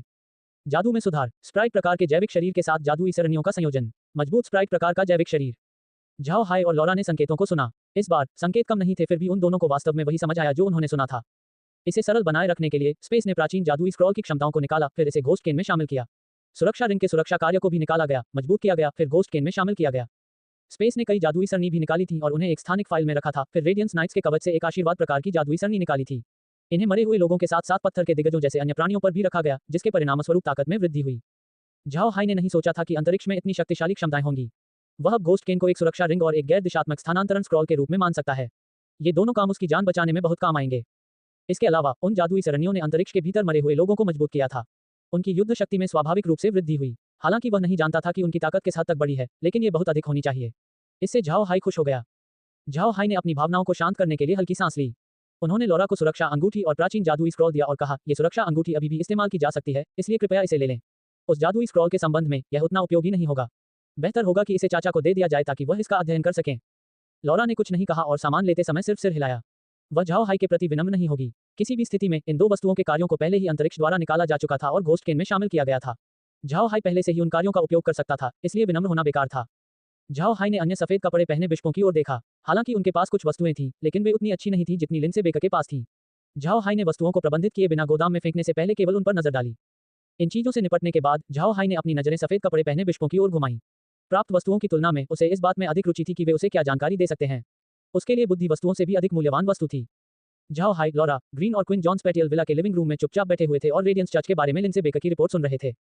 जब उसने उन सफेद कपड़े पहने बिशपों को मरे हुओं में बदलना समाप्त कर लिया, तो उसने उनसे रेडियंस चर्च से संबंधित मामलों के बारे में पूछना शुरू कर दिया। आश्चर्य की बात नहीं कि सबसे विस्तृत जानकारी वाला व्यक्ति लिंसे बेकर था। इस प्रकार उन्होंने रेडियंस चर्च के बारे में जो कुछ भी वे जानते थे उसे विस्तार से जारी रखने की अनुमति देने से पहले उन्होंने लिंसे बेकर को वापस रखा, क्योंकि उन्होंने ग्रीन और अन्य लोगों को बुलाया था। रेडियंस चर्च, झाओ हाई और अन्य लोगों ने जो सोचा था उससे कहीं अधिक दुर्जय था। उन्होंने वर्तमान में 1 दर्जन बड़े और छोटे डचियों को नियंत्रित किया। इसके अलावा कुछ साम्राज्यों के कई प्रभावशाली अभिजात वर्ग ने पहले ही खुद को रेडियंस चर्च के सदस्यों के रूप में सूचीबद्ध कर लिया था। विशेष रूप से वे रेडियंस चर्च के रक्षक, शूरवीर या बुजुर्ग बन गए। दुर्भाग्य से लिंसे बेकर केवल सफेद कपड़े पहने बिशप थे। हालांकि उनके पिता एक लाल कपड़े पहने आर्च बिशप थे, लेकिन उनके पास साझा करने के लिए बहुत अधिक जानकारी नहीं थी। वह केवल कुछ ग्रैंड ड्यूक्स और अन्य प्रभावशाली रईसों के बारे में जानता था जो रेडियंस चर्च में शामिल हुए थे, उससे अधिक कुछ नहीं। इन प्रभावशाली रईसों के अलावा लिंसे बेकर कई भाड़े के समूहों और मध्यम आकार की व्यापारी फर्मों के बारे में भी जानते थे जो रेडियंस चर्च से संबद्ध थे। उनमें से कई का प्रबंधन भी उनके द्वारा किया गया था। इसके अलावा लिंसे बेकर को और कुछ नहीं पता था। हालांकि झाओ हाई को इससे पहले ही काफी फायदा हुआ था। अब उन्हें रेडियंस चर्च की ताकत की गहरी समझ हो गई थी। रेडियंस चर्च वास्तव में बहुत दुर्जय था। जब झाओ हाई ने सुना कि ब्लैक मैजिशियन एलायंस में 10,000 काले जादूगर हैं, तो उसने सोचा कि गठबंधन पहले से ही बहुत अच्छा था। अब उसे समझ आया कि रेडियंस चर्च की तुलना में वे वास्तव में बहुत दूर थे। वे वास्तव में बहुत चतुर थे, क्योंकि उन्होंने उन प्रभावशाली कुलीनों और ग्रैंड ड्यूकों को अपने शिविर में खींच लिया और उन्हें या तो रक्षक, शूरवीर या बुजुर्ग बना दिया। अगर रेडियंस चर्च के पास कोई मामला होगा तो वे स्वाभाविक रूप से मदद करेंगे। इन लोगों की ताकत को कम मत आंकिए। भले ही वे स्वयं प्रत्यक्ष रूप से सहायता न भी करें, उन्हें केवल कुछ शब्द ही कहने होंगे और वे निचले अभिजात लोग स्वाभाविक रूप से एहसान जताने के लिए उनका अनुसरण करेंगे और वे उनके आदेश पर कार्य करेंगे। इन सब के कारण रेडियंस चर्च पिछले कई वर्षों में तेजी से विकसित हुआ था। चर्च ने न केवल अभिजात वर्ग को अपनी ओर खींचा, बल्कि अपना प्रभाव फैलाने के लिए उनका उपयोग भी किया। अनेक प्रकार के लाभों के कारण उन कुलीनों को चर्च के रथ से कसकर बांध दिया जाता था। उन अभिजात वर्ग की मदद से महाद्वीप के भीतर काले जादूगरों को खदेड़ दिया गया था। इतने कम समय में काले जादूगर अलग थलग हो गए थे। रेडियंस चर्च की तुलना में ब्लैक मैजिशियन एलायंस छोटा पड़ गया। मारू ने यह नहीं बताया कि कितने अभिजात वर्ग ब्लैक मैजिशियन एलायंस में शामिल हुए थे। वास्तव में ये ब्लैक मैजिशियन एलायंस की कमजोरी थी। किसी को यह समझना चाहिए कि महाद्वीप पर अभिजात वर्ग के नियम आम लोगों पर शासन करते थे। एक बार जब आम लोगों ने किसी चीज के बारे में पूर्वकल्पित विचार बना लिया, तो उसे बदलना बहुत मुश्किल होगा। ब्लैक मैजिशियन एलायंस की तुलना रेडियंस चर्च से करने पर गठबंधन का सबसे बड़ा दोष ये था कि यह एकीकृत नेतृत्व के अधीन नहीं था। हालांकि रेडियंस चर्च प्रकाश जादूगरों के मुख्यालय की तरह था। सभी प्रकाश जादूगर रेडियंस चर्च के सदस्य थे और एकीकृत नेतृत्व में थे। ये कहने की आवश्यकता नहीं है कि उनके सभी कार्यों का स्वाभाविक रूप से एक उद्देश्य होगा। विभाजित काले जादूगरों के विरुद्ध लड़ते समय उनका दबदबा था। जबकि काले जादूगरों ने हाल ही में ब्लैक मैजिशियन एलायंस की स्थापना की थी, ये गठबंधन वास्तव में बहुत ढीला था। रेडियंस चर्च पर किसी भी हद तक जीत हासिल करना चाहना कई बार असंभव था।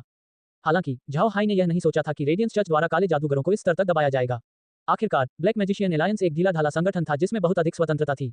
ठीक इसी कारण से वे कहीं भी विकास कर सके। यदि रेडियंस चर्च दिन में सूरज की चमकती किरणें थी, तो काले जादूगर रात के आकाश के काले बादल होंगे।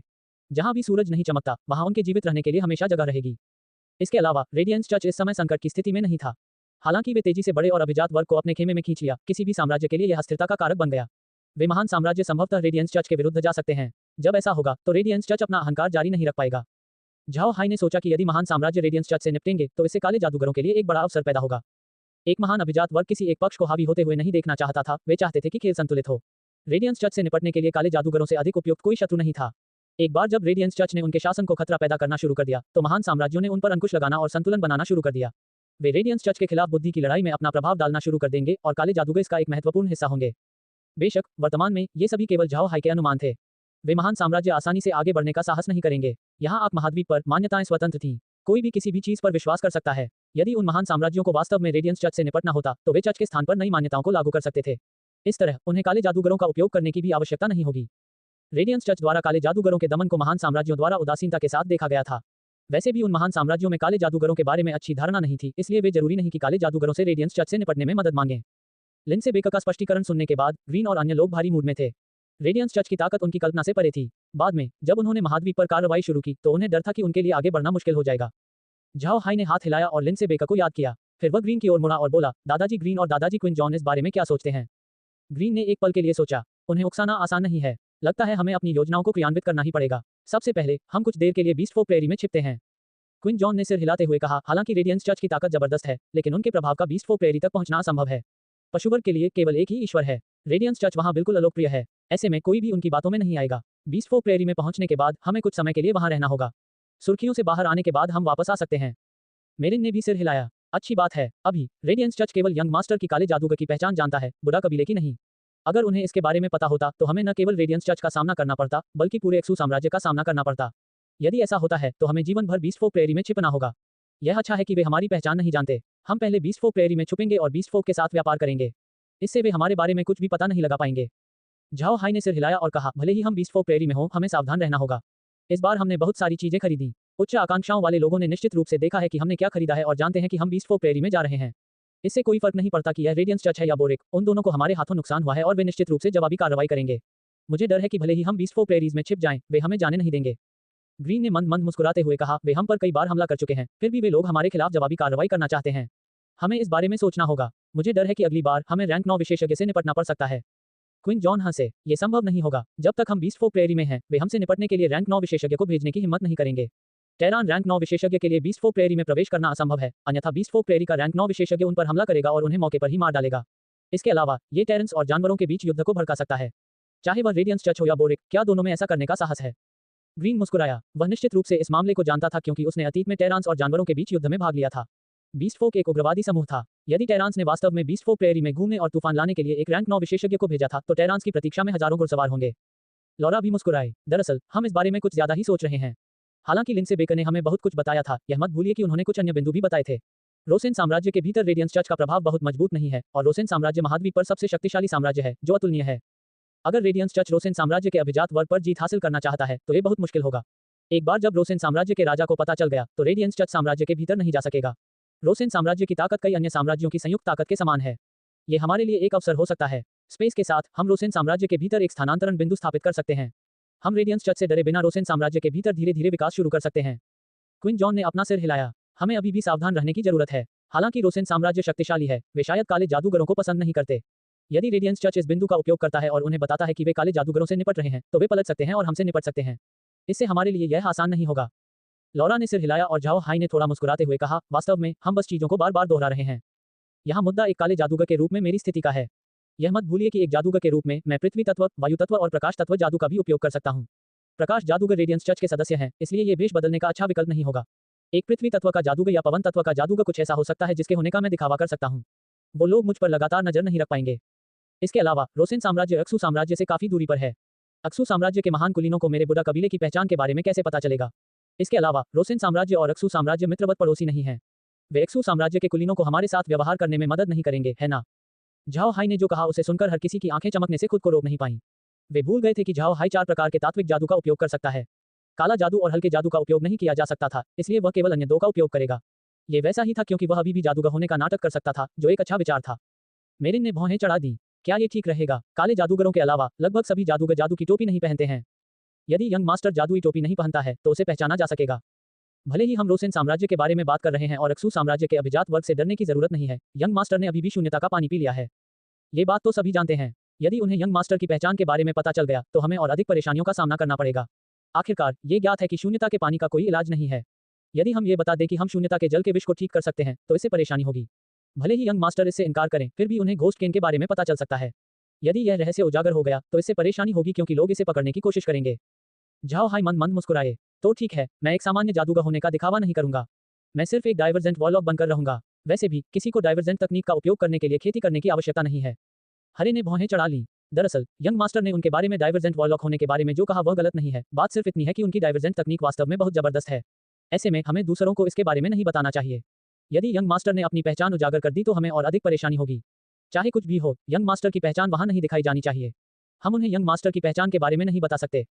क्विन जॉन ने सिर हिलाया। ये सही है, अगर हमने उन्हें झाओ हाई की पहचान बता दी तो ये हमारे लिए बहुत परेशानी वाली बात होगी। इस बारे में कैसा है? हम उसे मास्क क्यों नहीं पहनने देते? महाद्वीप पर अद्वितीय दिखावट वाले कई अलग अलग वॉरलॉक हैं, इसलिए यदि झाओ हाई ने मुखौटा पहना है तो कोई भी उसे पहचानने में सक्षम नहीं होना चाहिए। झाओ हाई ने भौहें चढ़ा दी। लेकिन अगर ऐसा है तो मैं ये जादुई लबादा नहीं पहन पाऊंगा। ये जादुई वस्त्र मुझे लौरा ने दिया था, इसलिए मुझे ये बहुत पसंद है। जब उसने झाओ हाई के शब्द सुने तो लौरा का चेहरा लाल हो गया। जैसे ही बाकी लोग हंसे, लौरा और अधिक शर्मिंदा हो गई। हालांकि उसका दिल मीठा लग रहा था, लौरा ने फिर भी झाओ हाई की पीठ पर चुटकी काटने के लिए अपना हाथ बढ़ाया। लौरा की इसे स्वाभाविक रूप से छिपाने की कोशिश ग्रीन और अन्य लोगों से छिपी नहीं थी और इससे वे जोर से हंसने लगे। केवल मेग के चेहरे की अभिव्यक्ति उदास थी क्योंकि उसने लौरा पर ध्यान दिया था और यह सब स्पष्ट रूप से देखा था। मैरिन ने मुस्कुराते हुए कहा, युवा मास्टर को आपके जादुई लबादे के बारे में चिंता करने की जरूरत नहीं होगी। हम बस आपकी पोशाक बदल सकते हैं। डाइवर्जेंट वॉरलॉक जो कुछ भी उपयोग करता है, जब तक बागे की शैली बदली जाती है तब तक कोई भी इसके माध्यम से नहीं देख पाएगा। झाओ हाई ने सिर हिलाया। मास्क एक ऐसी चीज है जिसकी जरूरत है, लेकिन मैं नहीं चाहता कि यह ऐसा हो जो मेरे पूरे चेहरे को अवरुद्ध कर दे। वह बहुत घुटन भरा होगा। सब हंस पड़े। ऐसा लग रहा था जैसे सब कुछ सेट हो गया हो। ये कहा जा सकता है कि परसेल डची के भीतर के मामले पीछे छूट गए हैं। एक बार हंसी रुकने के बाद लौरा ने आगे कहा, चूंकि हम बीस्ट फोक प्रेरी में जा रहे हैं, हमें रहने के लिए जगह ढूंढनी होगी। बीस्ट फोक प्रेरी में मेरे कुछ व्यवसाय थे, लेकिन वहां व्यापार बहुत अच्छा नहीं था। केवल कुछ मुट्ठी भर जातीय जनजातियां ही मेरे साथ व्यापार करती हैं और उनमें से कोई भी जनजातियों से युद्ध नहीं करती। ऐसे में आमदनी बहुत अच्छी नहीं है। मैंने बीस्ट फोक प्रेरी में आर्टेस नाम का एक प्रबंधक रखा था। वह एक बहुत ही वफादार व्यक्ति है और जिस पर हम पूरी तरह भरोसा कर सकते हैं। हालांकि वह वहां काम करने के लिए है। किसी को पता होना चाहिए कि बीस्ट फोक प्रेरी के भीतर चीजें बहुत अलग हैं। आमतौर पर यदि हम अपनी वस्तुओं के खरीदारों के साथ समझौता करते हैं तो हम माल का परिवहन करते हैं। अगर हमने इसे कहीं भी रख दिया तो हम लुट सकते हैं। झाओ हाई ने व्यवसाय के बारे में कोई शोध नहीं किया, न ही उनका जानवरों के साथ कोई संपर्क था। इस प्रकार वह बहुत कुछ नहीं समझता था और इन मामलों में उसकी कोई वास्तविक राय नहीं थी। क्विन जॉन ने सिर हिलाया। फिलहाल हमें सबसे पहले युद्ध जनजातियों में से एक के साथ संबंध स्थापित करना होगा। जब तक हम एक युद्ध जनजाति के आसपास व्यवसाय बनाते हैं तब तक बीस्ट फोक प्रेरी में कोई भी हमें बाद में छूने की हिम्मत नहीं करेगा। जब हम बीस्ट फोक प्रेरी के भीतर कार्य करते हैं तो हम एक जनजाति के युद्ध ध्वज पर भरोसा कर सकते हैं। कोई भी मैदानी इलाकों में किसी जातीय समूह के खिलाफ जाने की हिम्मत नहीं करेगा। झाओ हाई इनमें से कुछ भी समझने में सक्षम नहीं था, लेकिन ग्रीन जानता था कि युद्ध जनजातियां बीस्ट फोक प्रेरी के राजा थे। वास्तव में ये कहा जा सकता है कि बीस्ट फोक प्रेरी कई बड़े और छोटे दस्यु समूहों का एक संग्रह था। बड़ी जनजातियां बड़े दस्यु समूह होंगी, जबकि छोटी जनजातियां छोटे दस्यु समूह होंगी। बड़े डाकुओं ने छोटे डाकुओं को लूटा। ये बीस्ट फोक प्रेरी के भीतर जीवित रहने का नियम था। इस वजह से यदि पशुवर्ग को जीवनयापन करने में कठिनाई होती तो वे दूसरों से लूटपाट करते। जीवित रहना उन कारणों में से एक था जिसके कारण बीस्ट फोक और टेरांस एक दूसरे के खिलाफ लड़े। ये युद्ध जनजातियां पशु जाति के भीतर शक्तिशाली लड़ाकू जातीय समूह थे। वे सबसे बड़ी जनजातियां थीं, बड़े डाकू समूह। यदि आपने केवल कुछ नियमित जातीय जनजातियों या सामान्य युद्ध जनजातियों के साथ व्यापार किया है तो आप असुरक्षित होंगे। जब आप दुर्जय युद्ध जनजातियों के साथ व्यापार करेंगे तभी आप खतरे से सुरक्षित रहेंगे। इस तरह से बीस्ट फोक प्रेरी के भीतर व्यापार किया जाता था। प्रत्येक युद्ध जनजाति का अपना ध्वज होता था और यह युद्ध ध्वज युद्ध जनजाति की गरिमा का प्रतिनिधित्व करता था। जो कोई भी उस युद्ध ध्वज वाले लोगों को अपमानित करने का साहस करेगा, उस युद्ध जनजाति द्वारा उसका अंतहीन शिकार किया जाएगा और उसे मार दिया जाएगा। युद्ध जनजातियां उन व्यापारियों के प्रति उच्च स्तर का सम्मान रखती थी जिनके साथ वे काम करते थे। उन व्यापारियों की सुरक्षा सुनिश्चित करने के लिए वे उन्हें अपना युद्ध ध्वज देंगे और उन्हें अपने कारवां पर फहराने की अनुमति देंगे। इस तरह वे उन व्यापारियों की सुरक्षा की गारंटी दे सकते हैं। अन्यथा कारवां बीस्ट फोक प्रेरी के भीतर छोटे दस्यु जनजातियों से मिलेंगे जो असुरक्षित था। झाओ हाई ने सिर हिलाया। बीस्ट फोक प्रेरी में कौन सी वस्तुएं सबसे ज्यादा बिकती हैं? क्विन जॉन हल्के से मुस्कुराए। भोजन को प्रथम स्थान दिया गया है, दूसरे स्थान पर नमक और तीसरे स्थान पर हथियार हैं। ये वो चीजें हैं जो बीस्ट फोक प्रेरी में सबसे दुर्लभ हैं। झाओ हाई मंद मंद मुस्कुराए। नमक और लोहा, ये ऐसी वस्तुएं हैं जो हमें नहीं मिल सकती। हालांकि भोजन कोई समस्या नहीं है। किसी भी स्थिति में एक बार जब हम बीस्ट फोक प्रेरी में पहुंच जाएंगे तो वे हमारी खाद्य आपूर्ति पर नियंत्रण हासिल नहीं कर पाएंगे। यह उन जानवरों के लिए भी वैसा ही है अगर उन्होंने हमें लूटने और चोरी करने की कोशिश की। हम अंतरिक्ष में विभिन्न प्रकार के अनाज उत्पाद उगा सकते हैं और फिर इसे जानवरों को आपूर्ति कर सकते हैं। क्विन जॉन ने सिर हिलाया। ये वही है जो हम चाहते हैं। चूंकि बीस्ट फोक प्रेरी में भोजन की कीमत अधिक है, अगर हम अपनी कीमतें कम करते हैं तो हम निश्चित रूप से वहां सबसे लोकप्रिय व्यापारी बन जाएंगे। इसके अलावा सब्जियां भी उन जानवरों के लिए सबसे दुर्लभ उपज में से एक है। चूंकि हमारे पास जगह है, इसलिए हमें सब्जियों के परिवहन में कोई समस्या नहीं होगी। अगर हम सब्जियों का परिवहन कर सकें तो मुझे विश्वास है कि वे निश्चित रूप से अच्छी तरह से बिकेंगी। झाओ हाई ने सिर हिलाया। हालांकि मैं कहता हूं कि हम उनकी अन्य जरूरतों को पूरा नहीं कर सकते हैं। अगर यह सिर्फ सब्जियां और अनाज है तो हम उन्हें खुले तौर पर और व्यापक रूप से आपूर्ति कर सकते हैं। हम उनके साथ बड़ी मात्रा में जादुई जानवरों का व्यापार भी कर सकते हैं, जो एक अच्छी बात है। लौरा मुस्कुराई। तुम्हारे यहाँ जो चीजें हैं, उनसे मुझे चिंतित होने की जरूरत नहीं है। हालांकि मुझे लगता है कि हमें पहले बीस्ट फोक प्रेरी के भीतर एक स्थानांतरण बिंदु स्थापित करना चाहिए। हमें रोसेन साम्राज्य के अंदर भी एक स्थापित करने की आवश्यकता होगी। हम हमेशा बीस्ट फोक प्रेरी से जादुई जानवरों को नहीं ले सकते हैं और उन्हें केवल संग्रहित करके रख सकते हैं। हमें उनसे छुटकारा पाना होगा और हम उन्हें रोसेन साम्राज्य को बेचकर ऐसा कर सकते हैं। इस तरह हम अनाज और जादुई जानवरों को पैसे में बदल सकते हैं। झाओ हाई ने सिर हिलाया। ये भी अच्छा है। ठीक है लौरा, इस समय आपके लोग बीस्ट फोक प्रेरी में कहाँ स्थित हैं? लौरा ने तुरंत उत्तर दिया, अभी वे याजा नदी के पास थरीपाथस कव पर हैं। ये बीस्ट फोक प्रेरी में 2 नदियों में से सबसे बड़ी है और थरीपाथस कव ही वह कारण है जिसके कारण नदी का मार्ग मुड़ता है और इसकी प्रसिद्धि का आधार है। पानी का स्वरूप सौम्य है और यह परसेल डची के भीतर ब्लैक माउंटेन किले के पास की सीमा से बहुत दूर नहीं है। हमें वहां पहुंचने में 5 दिन लगेंगे। हालांकि झाओ हाई बीस्ट फोक प्रेरी में नहीं गए थे और उन्हें वहां की स्थिति के बारे में पता नहीं था, लेकिन उन्हें याजा नदी के संबंध में एक निश्चित समझ थी। वह जानता था कि यह चरम उत्तरी बर्फ की उत्पत्ति से उत्पन्न हुआ है, जो महाद्वीप के 5 महान प्रतिबंधित क्षेत्रों में से एक था। इसने ये सम्मान कैरियन स्वयं के साथ साझा किया। यह नदी पूरे बीस्ट फोक प्रेरी से होकर परसेल डची में जाती है। एक बार जब ये परसेल डची तक पहुंच गई तो इसने जेड बैग नदी का नाम ले लिया। ये सही था, याजा नदी जेड बैग नदी का ऊपरी हिस्सा थी। जैसे परसेल डची के पास याजा नदी के बारे में एक विस्तृत रिकॉर्ड था। याजा नदी बीस्ट फोक प्रेरी की सबसे प्रसिद्ध नदी भी थी और इसे बीस्ट फोक की मातृ नदी कहा जाता था। इससे कोई फर्क नहीं पड़ता कि यह पशुचारण था या रहने के लिए पशुवर्ग और पानी अविभाज्य थे। याजा नदी न केवल सबसे बड़ी बहने वाली जलराशि थी, बल्कि वह कोमल भी थी। जानवर न केवल इससे पानी ला सकेंगे, बल्कि मछली भी पकड़ सकेंगे। जानवरों के लिए याजा नदी उनकी मां थी। इसके द्वारा पशुवर्ग की पीढ़ियों का पालन पोषण हुआ। झाओ हाई ने सिर हिलाया और कहा, तब ये परसेल डची से बहुत दूर नहीं है। ठीक है, आप किस जनजाति के संपर्क में हैं? क्या ये सुरक्षित है? लौरा ने मुस्कुराते हुए कहा, यह सुरक्षित है। मेरे व्यवसाय का संपर्क 2 जनजातियों से है। एक है मवेशी जनजाति, दूसरी है सुगंधित सुअर जनजाति। ये दोनों जातीय समूह हैं। मवेशी लोग जनजाति मवेशी पालती है, जबकि सुगंधित सुअर जनजाति भी महाद्वीप पर बहुत प्रसिद्ध है। ये दोनों पशु जनजातियां बहुत सौम्य हैं। इसके अलावा वे परसेल डची के निकट हैं। वे जो जादुई जानवर पैदा करते हैं वे मांस पैदा करने वाले जादुई जानवर हैं और इससे होने वाली आय काफी अच्छी है। झाओ हाई ने सिर हिलाया। जानवरों के बारे में उनकी समझ बहुत ज्यादा नहीं थी। किसी को पता होना चाहिए कि हजारों अलग अलग पशु जातियां थीं। उदाहरण के लिए मवेशी लोग जनजाति को लें। वे गैंडे, याक, बैल, लंबे सींग वाले मवेशी, भैंस और कई अन्य दर्जनों प्रजातियों में विभाजित थे। इन सभी दौड़ों को याद करने की इच्छा करना एक पूरी किताब को याद करने की कोशिश करने जैसा था। झाओ हाई में उस तरह की क्षमता नहीं थी। झाओ हाई ने सिर हिलाया और कहा, सबसे पहले हम जाएंगे और थरीपाथस कव देखेंगे और एक नजर डालेंगे। फिर हम बीस्ट फोक प्रेरी में आगे बढ़ेंगे। चूंकि बीस्ट फोक प्रेरी बड़ी है, इसलिए हमें स्थानांतरण बिंदु स्थापित करने के लिए एक उपयुक्त स्थान ढूंढना होगा। यह एक बड़ी जनजाति के निवास वाले क्षेत्र के निकट होना चाहिए। लौरा ने कुछ देर तक इसके बारे में सोचा, फिर उसकी आंखों में चमक आ गई। मैंने एक जगह के बारे में सोचा। हालांकि यह स्थान बीस्ट फोक प्रेरी के भीतर बहुत दूर और गहरा है, लेकिन ये बीस्ट फोक के दिलों में पवित्र भूमि है। लौरा के ये कहने के बाद कमरे में मौजूद लोगों को पता चल गया कि लौरा का क्या मतलब है। हालांकि वे संभवतः वहां नहीं जा सकते थे, फिर भी उन सभी ने इसके बारे में सुना था। बीस्ट फोक प्रेरी के भीतर एकमात्र शहर beast God city. Beast God city जानवरों के बीच प्रसिद्ध थी। बीस्ट फोक प्रेरीज के भीतर केवल विशाल और अंतहीन घास के मैदान थे। उत्पादन के लिए न तो पहाड़ थे और न ही पत्थर। वैसे तो एक शहर का निर्माण करना बहुत कठिन था।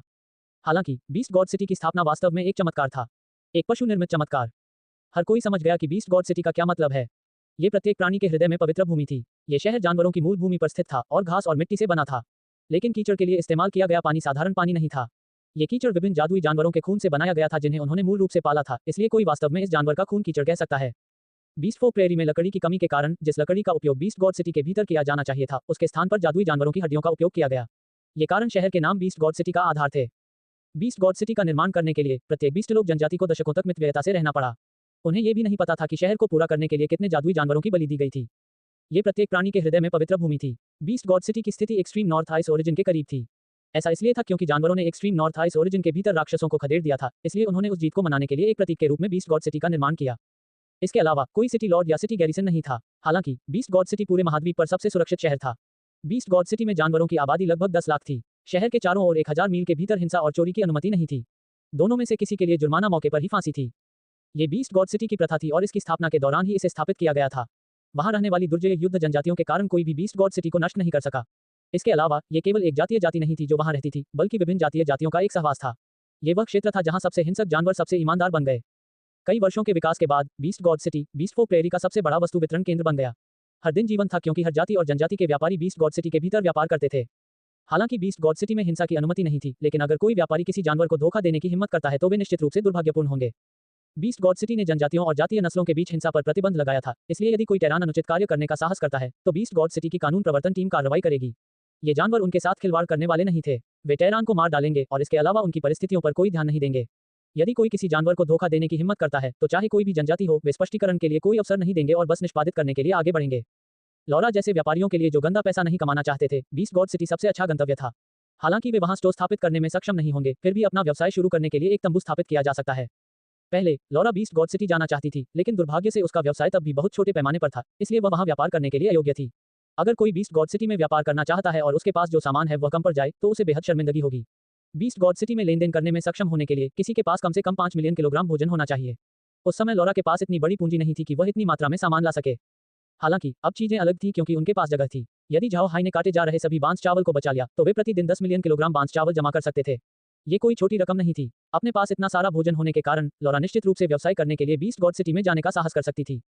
इन्हीं कारणों से बीस्ट गॉड सिटी महाद्वीप पर प्रसिद्ध हो गई। चाहे वह टेरांस हो या अन्य जातियां, उन सभी ने इसके बारे में सुना था।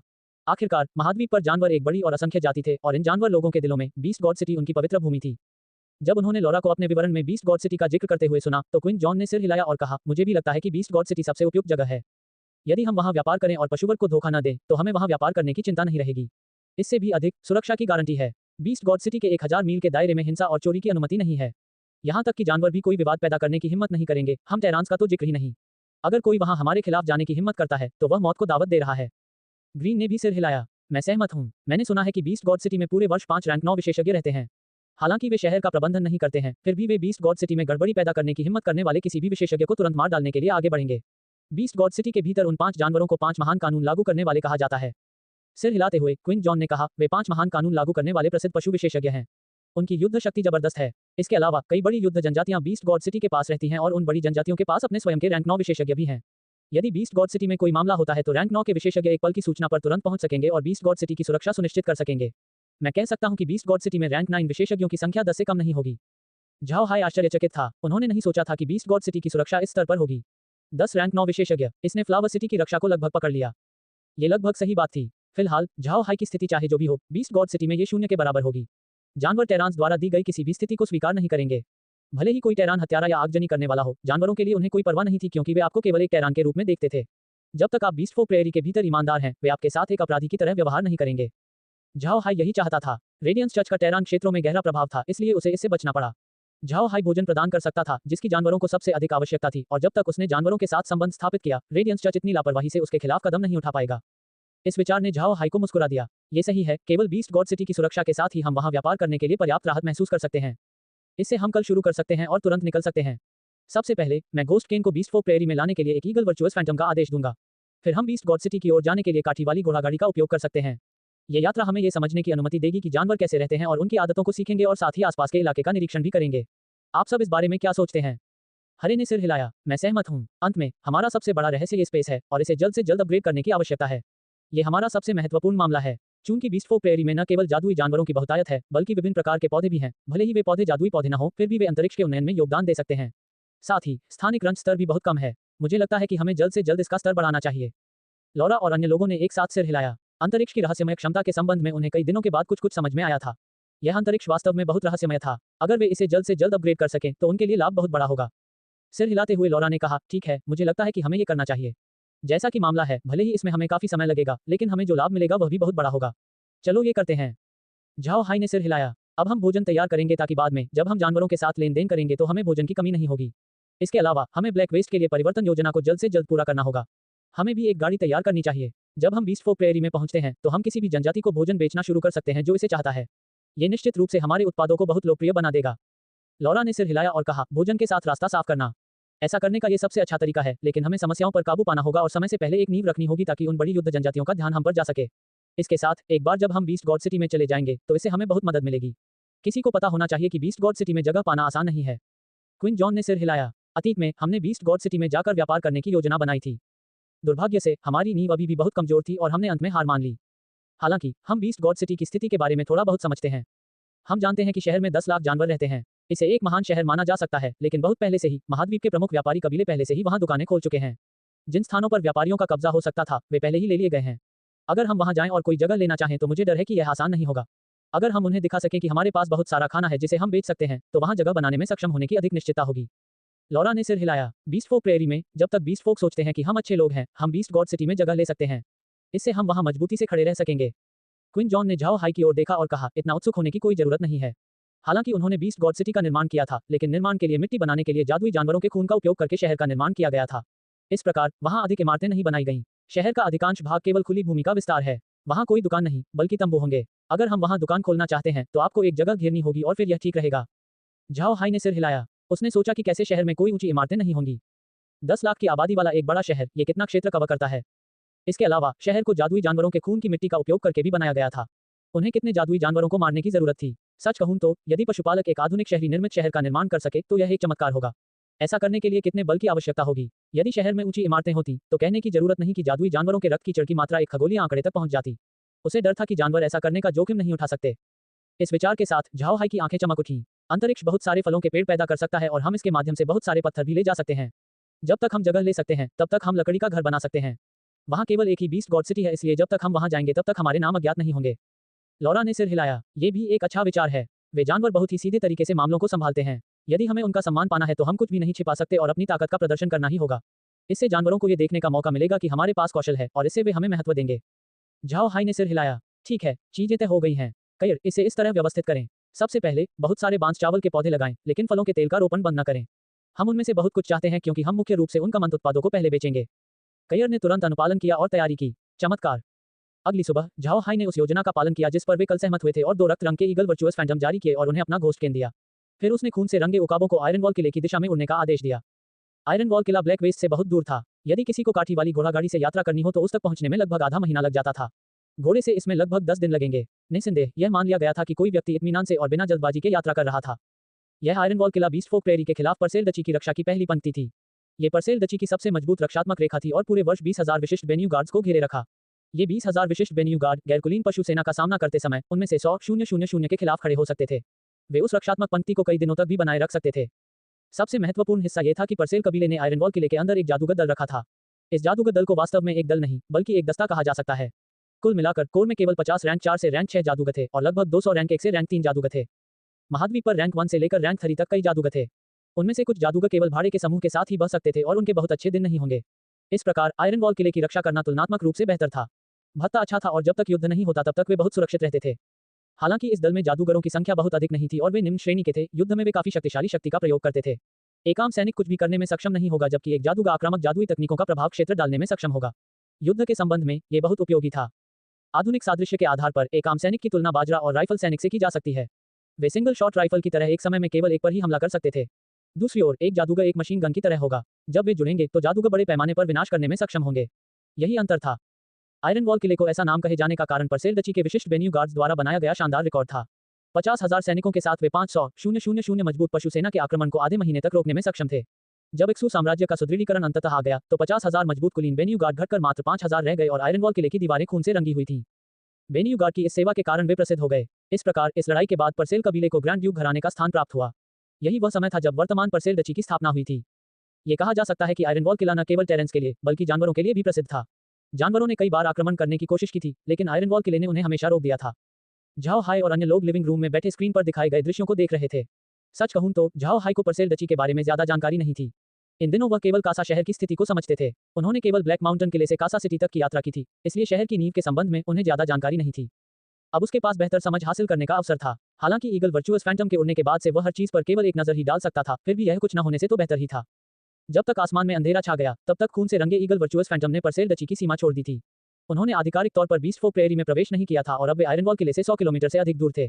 उन्होंने अभी तक कोई पशु जनजाति नहीं देखी थी, लेकिन यह आश्चर्य की बात नहीं थी। बीस्ट फोक जनजातियां आयरन वॉल किले के इतने करीब नहीं होती, अन्यथा छावनी सैनिक बाहर निकल जाते और उन्हें खत्म कर देते। ऐसा इस डर के कारण था कि जानवर उनकी सेना की जासूसी कर सकते हैं। इस स्थिति के संबंध में बीस्ट फोक ने इसे स्वीकार कर लिया क्योंकि टेरांस मनमाने ढंग से कई सशस्त्र सैनिकों को बीस्ट फोक प्रेरी में नहीं भेज सकते थे। अब जब ईगल आयरन वॉल किले से 100 किलोमीटर से अधिक दूर थे, झाओ हाई ने रक्त रंग के ईगल वर्चुअस फैंटम को वापस ले लिया। वे कल से गाड़ी से यात्रा करने की तैयारी कर रहे थे। आखिरकार वे अब बीस्ट फोक प्रेरी में थे। यदि वे पशु पक्षियों के साथ व्यापार करना चाहते हैं तो उड़ने वाले रक्त रंजित उकाबों पर निर्भर रहना पर्याप्त नहीं होगा। शाम को झाओ हाई भूमि में सुधार जारी रखने के लिए ब्लैक वेस्ट में वापस चला गया। अंतरिक्ष के हालिया उन्नयन के संबंध में वह प्रत्येक दिन अधिक भूमि में सुधार कर सकता है। उन्होंने 700,000 वर्ग मीटर भूमि में सुधार किया, जो कोई छोटा क्षेत्र नहीं था। हालांकि झाओ हाई बहुत सावधान थे। उन्होंने उस भूमि को सुधारा जो धुंध से ढकी हुई थी, जबकि क्षेत्र के बाहर की भूमि वैसी ही बनी रही। सिंचाई प्रक्रिया में स्थानिक जल के इतने लंबे उपयोग के बाद फोर्ट आयरन माउंटेन की बाहरी परिधि में अब साधारण सब्जियां लगाई जा सकती हैं। इसके अलावा घाटी के भीतर मक्का लगभग परिपक्व था। झाओ हाई के लिए यह बहुत अच्छी खबर थी। स्थानिक जल का उपयोग सिंचाई के लिए किया जा सकता है और अप्रत्याशित रूप से यह फसलों के पकने के समय को भी कम कर सकता है। झाओ हाई के लिए यह बहुत महत्वपूर्ण था। लौरा भी बहुत व्यस्त थी। वह पहले ब्लैक वेस्ट में नहीं गई थी, लेकिन चूंकि अब यह उसका घर था, इसलिए उसे स्वाभाविक रूप से ब्लैक वेस्ट को समझना पड़ा। लौरा समझ गई कि ब्लैक वेस्ट वास्तव में एक बड़ी जगह थी। इससे वह उत्तेजित हो गई और उसका उत्साह बढ़ गया। वह ब्लैक वेस्ट को विनियमित करने और बाहर जाने के लिए तैयार थी।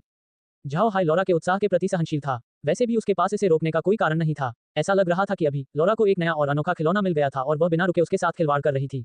यदि वह इस समय उसे रोकना चाहता तो वह निश्चित रूप से उसका पालन नहीं करती। सौभाग्य से झाओ हाई फिर भी अगली सुबह 3 लोगों लॉरा, मेग और नियर के साथ अंतरिक्ष से बाहर आ गया। अपने साथ 3 सुंदरियों के साथ झाओ हाई निश्चित रूप से खुश थे। कुछ समय पहले झाओ हाई और लॉरा के बीच संबंध तय करने के बाद मेग बहुत खुश नहीं थी। झाओ हाई के पास उस समय ज्यादा समय नहीं था क्योंकि उसके पास निपटने के लिए बहुत सारे मामले थे, इसलिए वह इन सब के बारे में मेग के साथ चर्चा करने में सक्षम नहीं था। बाद में किसी को नहीं पता था कि लॉरा ने मेग को क्या बताया था, लेकिन मेग अब खुश थी। हालांकि झाओ हाई को नहीं पता था कि ऐसा क्यों था, चूंकि वह खुश थी इसलिए उसे भी राहत महसूस हुई। वे चारों अब लॉरा की मूल गाड़ी में बैठ गए। स्नॉफ्लेक आकाशीय बछड़ों ने गाड़ी और उसके पीछे के वैगनों को खींच लिया। ये सभी कभी लॉरा के मूल स्टोर की संपत्ति थे। चूंकि लॉरा जा रही थी तो स्वाभाविक रूप से वैगनों को उपयोग में लाया जाएगा। चूंकि वे अब बीस्ट फोक प्रेयरी में प्रवेश कर रहे थे, उन वैगनों में भोजन भरा हुआ था। अभी लंबा सफर तय करना था, इसलिए वैगनों में ज्यादा खाना नहीं लदा था। प्रत्येक वैगन में आधा टन माल था। 50 वैगनों में कुल 25 टन रखा गया। 25 टन भोजन एक छोटी जनजाति के संबंध में यह कोई छोटी राशि नहीं थी। हालांकि एक मध्यम आकार की जनजाति के लिए यह ज्यादा नहीं था। उन 50 वैगनों पर मरे हुए लोग सवार थे। उन्होंने वैगनों को चलाया और साथ ही उनकी सुरक्षा भी की। शेष मरे हुए सभी लोगों को झाओ हाई द्वारा ब्लैक वेस्ट में रखा गया था। जब वे चारों बीस्ट फोक प्रेयरी में दिखाई दिए तो उन्हें कोई आश्चर्य नहीं हुआ। प्रेयरी का दृश्य काफी हद तक अंतरिक्ष जैसा ही था। चूंकि अब अंतरिक्ष की पृष्ठभूमि में एक प्रेयरी थी और यह बीस्ट फोक प्रेयरी की तुलना में अधिक आश्चर्यजनक भी थी, इसलिए उनके आसपास के दृश्यों में कोई खास आकर्षण नहीं था। वैगनों को चलाने वाले मरे हुए लोगों के अलावा झाओ हाई ने 100 रक्त रंग के ईगल वर्चुअस फैंटम भी जारी किए।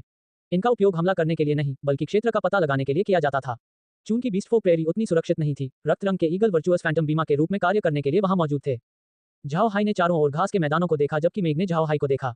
उसकी निगाहें किसी मंत्रमुग्ध व्यक्ति के आकर्षण से भरी हुई थीं। जब उसने झाओ हाई की शक्ल देखी तो मेग को याद आया कि लॉरा ने कुछ दिन पहले क्या कहा था। उस दिन जब लॉरा और झाओ हाई ने गुप्त रूप से बात की थी, लॉरा ने देखा कि मेग ने उनका पीछा किया था और देखा था कि उन दोनों के बीच क्या हुआ था। उसने मेग की अभिव्यक्ति को भी अजीब होते देखा। लॉरा चतुर थी और समझ गई कि मेग चिंतित थी। बाद में लॉरा ने मेग को खोजा और उससे बात की। लॉरा को झाओ हाई को देखकर पता चला कि उसे भी मेग से स्नेह है और वह उसके लिए अपनी भावनाओं को नहीं भूल सकता। हालांकि लॉरा ने झाओ हाई से शादी करने का फैसला किया था। स्वाभाविक रूप से उसे उम्मीद थी कि झाओ हाई के आसपास सब कुछ ठीक होगा और अप्रिय चीजें सामने नहीं आएंगी। विशेषकर पीछे के कोर्ट में आग नहीं लग सकती थी। वर्तमान में उनकी नींव बहुत कमजोर थी और कई समस्याएं थीं। अगर पीछे के कोर्ट में आग लग गई तो इससे झाओ हाई को कोई फायदा नहीं होगा अगर हर दिन आग लगे। झाओ हाई की पत्नी के रूप में लॉरा ने सोचा कि उसे इस अस्थिर कारक को ठीक करना चाहिए और इसे शुरुआत में ही खत्म कर देना चाहिए। इसलिए लॉरा ने मेग की तलाश की और उसके साथ चीजों पर गहन चर्चा की। लॉरा ने ज्यादा कुछ नहीं कहा। उसने मेग को बस इतना बताया कि जब झाओ हाई ने उसे प्रपोज किया था तब उसने उससे ये भी कहा था कि वह निश्चित रूप से उन दोनों से शादी करेगा, इसलिए उसने मेग से कहा कि वह चिंतित न हो। मेग ने नहीं सोचा था कि लॉरा इतनी स्पष्ट और सीधी होगी। इससे मेग कुछ हद तक शर्मिंदा हो गई। साथ ही उन्होंने लॉरा को भी स्वीकार कर लिया। ऐसे में उनकी बातचीत के बाद उनका रिश्ता बेहतर हो गया। ये दोनों महिलाएं एक ही आदमी से प्यार करती थीं, इसलिए वे स्वाभाविक रूप से और पूरे दिल से इस आदमी की खातिर सब कुछ सोचती थीं। आक महाद्वीप पर पुरुषों को कई पत्नियों से शादी करने का अधिकार था और यह सामान्य था। इस प्रकार उन्हें ईर्ष्या नहीं हुई और झाओ हाई के लिए इससे बहुत सारी परेशानी हल हो गई। झाओ हाई को इसके बारे में कुछ भी पता नहीं था। सच कहें तो इस संबंध में उनकी भावनाएं वास्तव में नीरस थीं। सौभाग्य से वहां लॉरा थी, अन्यथा समस्या कष्टकारी हो जाती। उनकी बातचीत से मेग के दिल की गांठ खुल गई और उसकी बची कुची चिंता भी दूर हो गई, इसलिए वह बहुत खुश थी। मेग के लिए स्थिति तब तक महत्वपूर्ण नहीं थी जब तक वह झाओ हाई के साथ थी। जब लॉरा ने उसे बताया कि झाओ हाई उससे शादी करना चाहता है तो बाकी सब बातों को नजरअंदाज कर दिया गया। लॉरा ने भी मेग के प्रदर्शन को नोट किया और कुछ नहीं कहा। हालांकि उसके दिल में थोड़ी खटास महसूस हुई, लेकिन उसके पास इसे ठीक करने का कोई साधन नहीं था। आखिरकार मेग झाओ हाई को उससे कहीं अधिक लंबे समय से जानती थी। भले ही वह क्रोधित थी, ये बेकार था क्योंकि उसका दिल पहले से ही झाओ हाई के साथ मजबूती से बंधा हुआ था। इस समय एक खून के रंग का चील झाओ हाई ने पूर्व की ओर उड़ने का आदेश दिया था, अचानक वापस उड़ गया और उन्हें सचेत कर दिया। ये झाओ हाई के सिर पर चक्कर लगाता रहा। झाओ हाई को अब पता चल गया था कि पूर्व में एक स्थिति उत्पन्न हो गई थी।